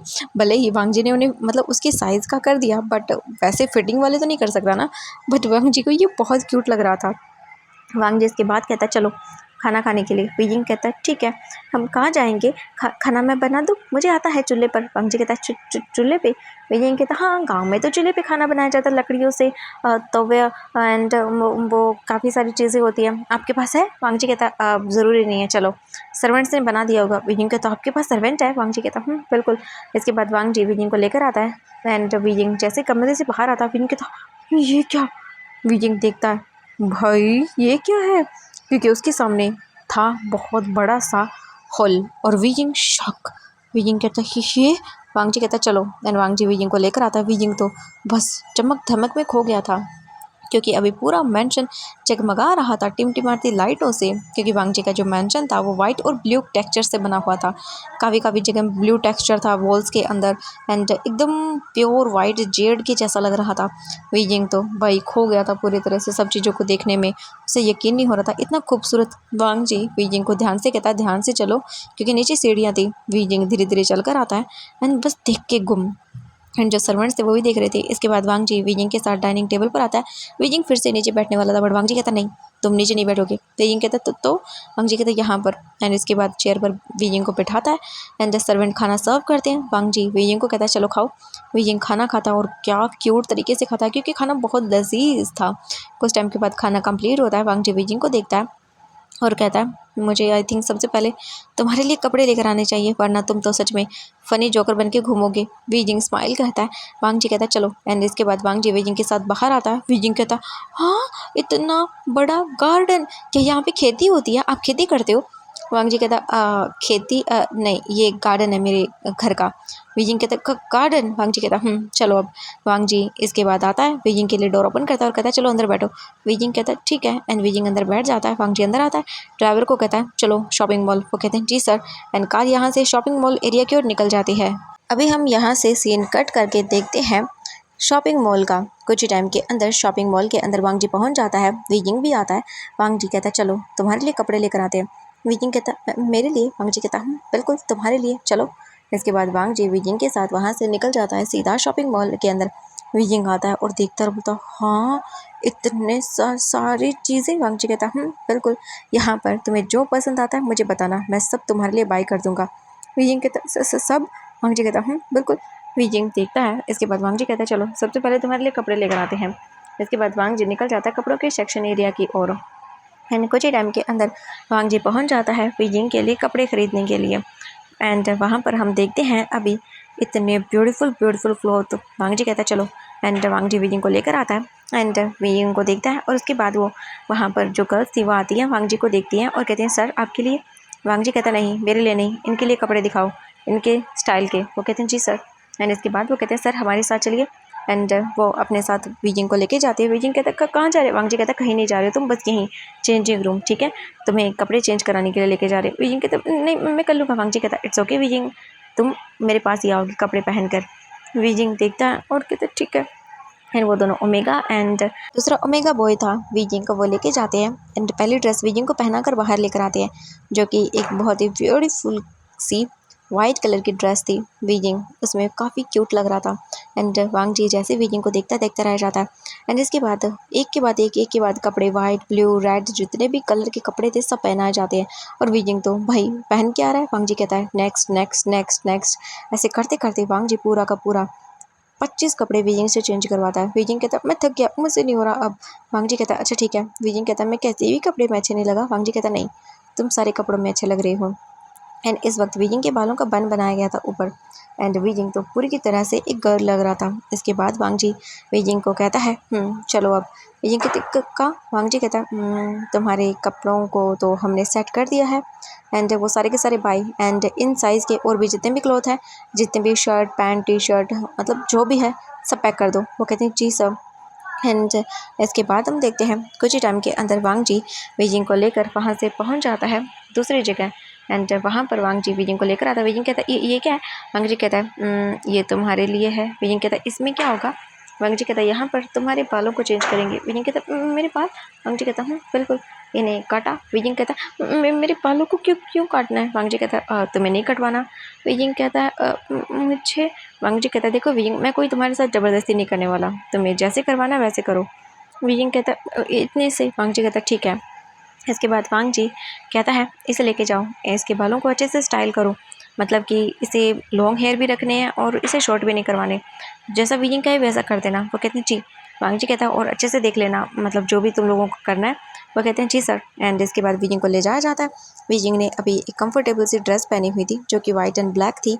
वांग जी वहाँ वेट करता है, एंड लगभग 1 घंटे के बाद वीजिंग को बाहर लाया जाता है, एंड वो कहते हैं सर सर रेडी हैं, आप देख लीजिए इन्हें। एंड ये तो सच में बहुत ही क्यूट लगते हैं। एंड वांग जी हम देखते हैं वीजिंग को जैसे ही देखता है शॉक। वीजिंग के बालों की पोनी टेल बनाई गई थी एंड वीजिंग के नीचे के जो बाल थे उन्हें कर्व कर दिया गया था। एंड उसके बाद वीजिंग, ओह माय गॉड, इतना ज़्यादा क्यूट सेक्सी लग रहा था कि वांग जी भाई क्या ही बोले। एंड वीजिंग बस स्माइल करता है और कहता है मैं ठीक लग रहा हूँ। वांग जी ने वीजिंग को देखने के बाद भाई क्या ही बोले। इसके बाद वांग जी कहता है चलो हम चलते हैं। वांग जी वीजिंग को लेकर खाने के लिए लेकर आता है। एंड इसके बाद वीजिंग को खाना वगैरह सब कुछ खिलाता है। एंड इसके बाद वीजिंग देखता है वांग जी के फेस को। वांग जी कहता है क्या हुआ वीजिंग, तुम खुश नहीं हो? वीजिंग कहता है नहीं ऐसा नहीं है। वांग जी कहता है तो? वीजिंग कहता है वो मुझे इन सब चीज़ों की आदत नहीं है। वांग जी कहता है आदत नहीं है मतलब? वीजिंग कहता है ये कपड़े थोड़े से अजीब है, मैंने कभी पहने नहीं है ना। वांग जी कहता है अच्छा तो? वीजिंग कहता है वो मैंने हमेशा हानफू पहना तो ये अजीब है। वांग जी कहता है ओके ठीक है, तो तुम्हें ऐसे कपड़े पहनने हैं? बीजिंग कहता है हाँ मुझे उनमें अच्छा लगता है। वांग जी कहता है ये? बीजिंग कहता है ये भी अच्छे हैं बट कभी कभी मतलब मैं वो। वांग जी कहता है ओके ठीक है, एक मिनट रुको। वांग जी इसके बाद बोलता है तुम यहीं पे रुको, एक काम करो रुको। एंड कुछ टाइम के बाद वांग जी वहाँ पे खाने के लिए बोल देता है, खाना आ जाता है। इसके बाद वांग जी बीजिंग को देखकर कहता है तुम थोड़ा बहुत ये खाना खाओ, ठीक है मैं आता हूँ। बीजिंग कहता है पर वांग जी कहता है यहीं से कहीं जाना मत, ठीक है? बीजिंग कहता है जी। एंड इसके बाद वांग जी वहाँ से जाता है और लगभग 10 मिनट के बाद वापस आता है। तब तक बीजिंग आइसक्रीम खा रहा था एंड बोल रहा था ये कितनी टेस्टी है। वांग जी कहता वी? बीजिंग कहता हाँ कि क्या हुआ? वांग जी कहता कुछ नहीं। तुम्हें हानफू चाहिए ना? बीजिंग कहता हाँ। वांग जी कहता चलो। बीजिंग कहता खाना? वांग जी कहता खाना खा के चलते हैं। वांग जी बैठ जाता है। बीजिंग और वांग जी खाना खाते हैं। इसके बाद वांग जी बीजिंग को वहाँ से लेके चला जाता है जहाँ पर हानफूस थे। एंड बीजिंग देखता और बोलता हाँ ये कितना सुंदर है। एंड बीजिंग की नज़र पड़ती है एक रेड कलर के वेडिंग आउटफिट पर। एंड उसे देखने के बाद तो बीजिंग मैस्मराइज ही हो जाता है एंड बस उसे देखने लग जाता है। कुछ सेकंड्स के अंदर वांग जी भी देखता है उस ड्रेस को और कुछ नहीं कहता। इसके बाद बीजिंग कहता है क्या तुम्हें वो पसंद थी? बीजिंग कहता नहीं वो तो वेडिंग हानफू है, वेडिंग में पहना चाहता है, ऐसे नहीं। वांग जी कहता है ओके। एंड इसके बाद वांग जी कहता है इसको जो जो पसंद आए वो दे देना। वो कहते हैं ठीक है। एंड इसके बाद वांग जी थोड़ा बाहर आता है, उसका कॉल आ रहा था। एंड बीजिंग को वो लड़की बताती है जो जो कपड़े बीजिंग को चाहिए थे। बीजिंग अपने इनर क्लॉथ भी लेता है एंड उसके बाद बीजिंग अपने सारे कपड़े ले लेता है। लगभग बीजिंग 3 हानफू ही लेता है, ज़्यादा नहीं। एक ब्लू कलर का, एक वाइट कलर का और सबसे फेवरेट बीजिंग का ब्लैक कलर का। इसके बाद वांग जी अंदर आता है और बोलता बीजिंग क्या हो गया तुम्हारा? बीजिंग कहता है जी जी। इसके बाद वांग जी कहता है सब सामान पहुंचा देना। वो कहते हैं जी। एंड वांग जी बीजिंग के साथ आता है, कार में बैठ जाता है एंड बीजिंग को देखता है और कहता है बीजिंग मैं जा रहा हूँ, ठीक है? बीजिंग कहता है कहाँ? वांग जी कहता है मेरे लिए दूसरी कार आ गई है, मुझे ऑफिस जाना है तो तुम इनके साथ चले जाना, ये तुम्हें घर छोड़ देंगे। अगर तुम्हें घर जाने के बाद कुछ खाना हो, कुछ भी चाहिए हो तो जो सर्वेंट्स हैं उन्हें बता देना, मैं घर पे फ़ोन कर दूंगा सर्वेंट्स को, मैं शाम को आऊँगा। बीजिंग कहता है जी। एंड इसके बाद वांग जी कार से बाहर निकलता है और ड्राइवर को कहता है लेके जाओ आराम से। वो कहते हैं जी। एंड बीजिंग को वहाँ से भेज देता है। वांग जी अपने ऑफिस आता है और काम करता है। एंड आज का पूरा दिन ऐसे ही निकल जाता है ना। अभी हम देखते हैं यहाँ से शाम का सीन। वांग जी अपना जो भी ऑफिस का काम था वो ख़त्म करके 8 बजे घर आता है क्योंकि सच में उसका बहुत काम बढ़ गया था। वांग जी अपनी सारी चीज़ें खत्म करने के बाद अपने घर आता है, कार पार्क करता है और इसके बाद अंदर चला जाता है। वांग जी जैसे अंदर आता है वो देखता है वे यिंग को, जो कि काउच पर बैठा हुआ था और बातें कर रहा था। एंड उसके सामने बैठे हुए थे लान सिजन। एंड वांग जी अंदर आता है और बोलता गगा। लान सिजन कहते हैं अरे वांग जी। वांग जी कहते हैं गगा आप कैसे हैं? वो कहते हैं मैं बिल्कुल ठीक हूँ। एंड तभी बीजिंग कहता है आप वापस आ गए, मैं आपके लिए कुछ लेकर आऊँ पानी? वांग जी कहता है नहीं तुम्हें ये सब करने की जरूरत नहीं है। बीजिंग देखता है और कहता ओ अच्छा। वांग जी कहता एंड तभी लान सिजन कहते हैं ओ बीजिंग देखो ये भी है। एंड वो दिखाते हैं बीजिंग कहता हाँ ये कितना मतलब मजेदार है। लान सिजन कहता है तुम्हें पसंद आया? बीजिंग कहता हाँ। एंड वांग जी को ये पसंद नहीं आता, पता नहीं क्यों वो घूर घूर के देख रहा था। वीजिंग कहता है मैं चला सकता हूँ इसे? लायन सिजन कहते हैं हाँ बिल्कुल ये लो। एंड वो अपना फ़ोन वीजिंग को देते हैं और वीजिंग देखकर हंस रहा था और बोल रहा था ये कितना प्यारा है। लायन सिजन देख रहे थे और स्माइल करते हैं। लायन सिजन वांग जी के पास आते हैं और उसके बाद कहते हैं वांग जी ये कौन है? इसने कहा कि तुम इसे लेकर आए हो, ये काफ़ी इनोसेंट है और मासूम भी है बहुत ज़्यादा, मैंने देखा इसे एकदम इनोसेंट। इसने कहा कि ये विलेज से है, इसके बाद तो मुझे कुछ नहीं बताया इसने, बट मुझे जब ये पता चला कि तुम इसे लेकर आए तो मैं शॉक रह गया। वांग जी ये सब क्या है? वांग जी कहता है काका मैं आपको बाद में बताऊंगा। वो कहते हैं ठीक है वांग जी, बट ये काफ़ी प्यारा है। वांग जी को पसंद नहीं आता। वांग जी कहता ठीक है काका। इसके बाद वो वहाँ से चले जाते हैं। लायन सेजन अपने रूम की ओर चले जाते हैं एंड वांग जी अपने रूम आता है। अपने रूम आने के बाद वो बात वगैरह लेता है एंड आकर बैठ जाता है और उसके बाद वो अपने हाथों पैरों को थोड़ा सा बोलते हैं एक्सरसाइज करता है थोड़ी सी, क्योंकि पूरा दिन आप काम करते हो तो थक जाते हो, इसीलिए कुछ टाइम के बाद वांग जी बाहर आता है एंड वीजिंग को देखता है। वीजिंग तो पूरा घुसा पड़ा था वांग जी के लैंस सेजन के फ़ोन के अंदर। वांग जी आता है और बोलता है क्या कर रहे हो? वीजिंग कहता है हाँ ये देखिए मैं फ़ोन देख रहा था, ये कितना अमेजिंग है, मैंने पहली बार ऐसी कोई चीज़ देखी है। हमारे गाँव के अंदर तो एक या दो लोगों के पास ही ऐसा होता है, ये कितना मज़ेदार है। वांग जी कहता है तुम्हें चाहिए ये? वीजिंग कहता नहीं। वांग जी कहता है पर तुम्हें तो ये पसंद आया ना? वीजिंग कहता हाँ बट मुझे पता चला ये कितना महंगा है, और ये देखिए मैंने ये भी देखा, मैंने ये सीखा, इससे इससे हम बात कर सकते हैं। मैंने देखा था वहाँ पर गाँव में ना एक या दो जगह ही ऐसी चीज़ें होती है जब हम बात कर सकते हैं। मुझे बहुत मज़ेदार लगा एंड मैंने तो आज तक कभी इसे टच भी नहीं किया था, बट ये बहुत इंटरेस्टिंग है। वांग जी कहता है एक काम करो मैं तुम्हें ला दूंगा। वहीं कहता हाँ नहीं नहीं ये तो बहुत महंगा होता है ना, और हम जैसे लोग तो इसे टच नहीं कर सकते। वांग जी कहता है ऐसा कुछ नहीं होता, बकवास बातें करना बंद करो। तभी लायन सिचन आते हैं और कहते हैं हाँ बिल्कुल वीजिंग, तुम जो चाहे वो कर सकते हो, ठीक है, तुम्हें टेंशन लेने की ज़रूरत नहीं है। वीजिंग देखता है और कहता है इसके बाद वहाँ पे सर्वेंट आता है और कहता है सर खाना रेडी है, अब आ जाइए। इसके बाद लायन सिजन कहते हैं वीजिंग चलो खाना खाते हैं। वीजिंग कहता है लायन सिजन कहते हैं मैं आज तुम्हें यहाँ की स्पेशल डिश खिलाऊंगा, वो भी मैंने बनाई थी। वीजिंग कहता गगा सच में? वो कहते हैं बिल्कुल। एंड इसके बाद वो वीजिंग को लेके चले जाते हैं। वांग जी देखते रहे, बोलता हाँ मुझे भूल गए, हाँ कोई बात नहीं। इसके बाद वांग जी भी आता है, बैठ जाता है एंड लायन सिजन सर्वेंट्स को खाना ऑर्डर करते हैं लाने के लिए एंड एक एक करके वहाँ पे खाना वगैरह सब रख दिया जाता है। लायन सिजन कहते हैं ये देखो ये स्पेशली मैंने बनाई है, तुमने कहा था ना तुमने ये कभी नहीं खाया। वीजिंग कहता है नहीं। वो कहते हैं आज मैं खिलाने वाला हूँ, टेस्ट करो। एंड वीजिंग जैसे ही चॉपस्टिक लेता है वो टेस्ट करता है एंड एकदम रुक जाता है। लायन सिजन कहते हैं क्या हुआ? वीजिंग कहता है ये बहुत टेस्टी है, मेरी शीजी ऐसी बनाती है चीज़ें, मुझे बहुत पसंद आया। ये सुनने के बाद वो स्माइल करते हैं और कहते हैं ये तो बहुत अच्छी बात है तुम्हें पसंद आया। वीजिंग स्माइल करता है एंड वो खाने लगता है। खाते टाइम वीजिंग थोड़ा इमोशनल हो रहा था एंड उसे अपनी बहन की याद आ रही थी। एंड ये सुनने के देखने के बाद लान सिजन और वांग जी दोनों ही कहते हैं क्या हुआ? वीजिंग कहता है मेरी शीजी मेरे लिए खाना बनाती थी, मुझे उनकी बहुत याद आ रही है। ये सुनने के बाद वांग जी कहता है चिंता मत करो वीजिंग, तुम्हारी शीजी भी एक दिन तुम्हारे पास वापस आएंगी। वीजिंग कहता है क्या होगा अगर मेरी शीजी को उस बुरी आंटी ने परेशान किया तो?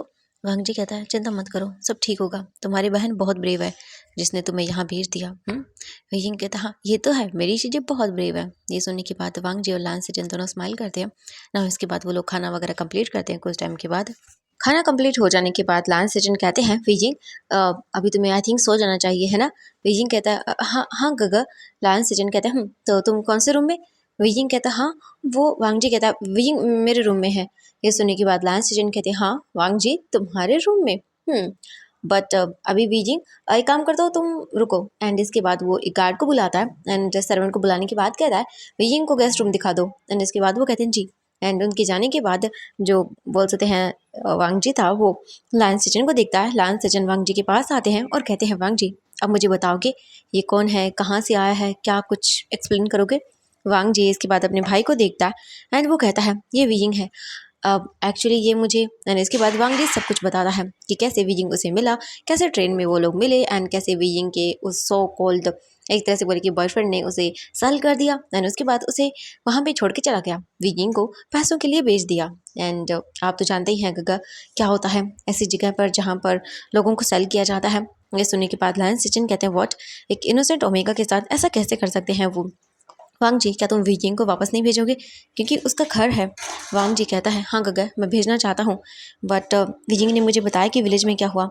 उसकी एक आंटी है मो, वो उसकी ज़बरदस्ती शादी करवाना चाहती है, वो भी एक ऐसे इंसान से जो 50 साल से ऊपर का है एंड उसके दो बेटे हैं वीजिंग से बड़ी उम्र के। ये सुनने के बाद लायन सिजन कहते हैं व्हाट, कितने घटिया लोग हैं। वांग जी कहता है हाँ गगा बिल्कुल, मुझे तो यकीन नहीं हुआ। वो कहते हैं तो अब नेक्स्ट क्या करना है? वांग जी कहता है मुझे नहीं पता गगा, अगर वीजिंग यहाँ रहना चाहता है तो वो रह सकता है, मुझे कोई प्रॉब्लम नहीं है। लायन सिजन कहते हैं वांग जी एक्चुअली प्रॉब्लम मुझे नहीं है बट वीजिंग ने कहा उसकी बहन भी है। वांग जी कहता है गगा पता नहीं बट फिलहाल के लिए उसका यहीं पर रहना सेफ होगा। वो कहते हैं सही कहा वांग जी, चलो मैं चलता हूँ। इसके बाद वांग जी अपने रूम की ओर चला जाता है और लायन सिजन अपने रूम की ओर चले जाते हैं। वांग जी अपने रूम में आता है और वो देखता है बेड तो उसे वीजिंग की याद आती है। वांग जी कहता है एकदम पागल है ना। वांग जी सोने की कोशिश करता है एंड वीजिंग की स्मेल जो फेरोमोन्स की थी वो उस बेड से आ रही थी एंड वांग जी स्माइल करता है। वहीं देखते ही देखते वांग जी सो जाता है। हम वीजिंग को देखते हैं वीजिंग अभी रूम के अंदर था एंड वो रूम को देख रहा था एंड सोच रहा था उसकी बहन कैसी होगी, ठीक तो होगी ना उसकी बहन। एंड यही सारी चीज़ें अभी वीजिंग के माइंड में चल रही थी। एंड सारी चीज़ें सोचने के बाद वीजिंग कुछ टाइम के बाद सो जाता है ना। वो अभी नेक्स्ट मॉर्निंग होती है। यहाँ से नेक्स्ट मॉर्निंग का सीन देखते हैं। नेक्स्ट मॉर्निंग होने के साथ वीजिंग रेडी होता है एंड वो नीचे कपड़े पहन कर आ जाता है अच्छे से, जो वांग जी ने उसे दिलाए थे। एंड वीजिंग उन कपड़ों में काफ़ी क्यूट लग रहा था। लायन सिचन वहाँ पर बैठकर कॉफ़ी पी रहे थे और वांग जी बाहर गया था जॉगिंग करने के लिए। एंड जैसे लायन सिचन वीजिंग को देखते हैं वो कहते हैं, अरे वाह वीजिंग, तुम तो बहुत ही क्यूट लग रहे हो, सच में बहुत प्यारे हो तुम। एंड ये बोलकर वो वीजिंग को देखते हैं और उसके बालों को रफल करते हैं। तो कहते हैं, वीजिंग क्या लेना चाहोगे तुम? वीजिंग चाय कहता है ना। इसके बाद सर्वेंट्स को लायन सिचन चाय लाने के लिए बोल देते हैं वीजिंग के लिए। लायन सिचन वीजिंग के साथ बैठकर फिर से बातें करना स्टार्ट कर देते हैं। एंड वो पूछ रहे थे विलेज में कैसा है, विलेज में कुछ क्या कैसा है। एंड नाउ इसके बाद वीजिंग कहता है, मैं खाना बनाऊँ आपके लिए, मैं वहाँ की चीज़ें आपको बना के खिला सकता हूँ, मुझे बहुत सारी चीज़ें बनानी आती है। ऐसा होने के बाद लायन सिचन कहते हैं, really Jiang Cheng, I mean जो वो लायन सिचन थे वो कहते हैं चलो फिर। एंड लायन सिचन और वीजिंग लग जाते हैं किचन के अंदर खाना बनाने के लिए। एंड नाउ अभी हम देखते हैं वांग जी को। लगभग 20 मिनट के अंदर वांग जी आता है एंड अंदर आते ही उसे आवाज़ें आना स्टार्ट हो जाती है एंड काफ़ी चहक पहक की आवाज़ें आ रही थी। एंड ये सब देखने के बाद वांग जी कहता है हाँ ये सब। तभी वो सर्वेंट को देखता है और बोलता है, गगा कहाँ है? एंड ये आवाज़ें वो कहता है, ओ लिटिल मास्टर, मास्टर लायन जो है वो किचन में है और वो खाना बनवा रहे हैं। वांग जी कहता है, व्हाट खाना? एंड वांग जी कहता है, वीजिंग। वो कहते हैं वो उनके साथ ही है। ये सुनने के बाद वांग जी किचन में आता है और देखता है तो लायन सिचन अभी पूरी तरह से आटे से कवर हो गए थे एंड वो पैनकेक वीजिंग को बनाना सिखा रहे थे। बट वीजिंग ने जैसे ही वहाँ पे जो स्टफिंग थी उसे की, उसने जैसे ही मैदे के अंदर वो गोल गोल चीज़ें डाली एंड वो मैदा पूरा को पूरा लायन सिचन पे गिर गया और लायन सिचन बहुत बुरी तरह से हंस रहे थे। एंड वीजिंग कहता है, ये आपकी चिक्स पे लग गया। एंड वीजिंग हटाने की कोशिश कर रहा था एंड वीजिंग का जो वहाँ पे स्टफ बिखर गया था उसी पे वीजिंग का पैर स्लिप एंड वीजिंग सीधा लायन सिचन के ऊपर। एंड ये देखने के बाद तो वांग जी जल्दी से आता है, वीजिंग, एंड जल्दी से वीजिंग को दूर करता है लायन सिचन से। लायन सिचन देखते हैं वांग जी को और कहते हैं, अरे वांग जी तुम? वांग जी कहता है, गगा ये सब क्या है? लायन सिचन कहते हैं, कुछ नहीं वांग जी, एक्चुअली वो वीजिंग को मैं पैनकेक बनाना सिखा रहा था बट ये स्टफ तो सारा का सारा गिर गया। बट कोई बात नहीं। वांग जी कहता, वीजिंग तुम ठीक हो? वीजिंग कहता, हाँ मैं ठीक हूँ। एंड तभी आवाज़ आती है पीछे से, वांग जी। एंड ये देखने के बाद वांग जी टर्न करके देखता है और बोलता, तुम लोग? एंड वांग जी के दोस्त थे। वो कहते हैं, हाँ बिल्कुल वांग जी, हम तुम्हारे दोस्त। वांग जी देखता है निहो सैंग शुयांग को एंड उसी के साथ साथ हम देखते हैं वहाँ पे लायन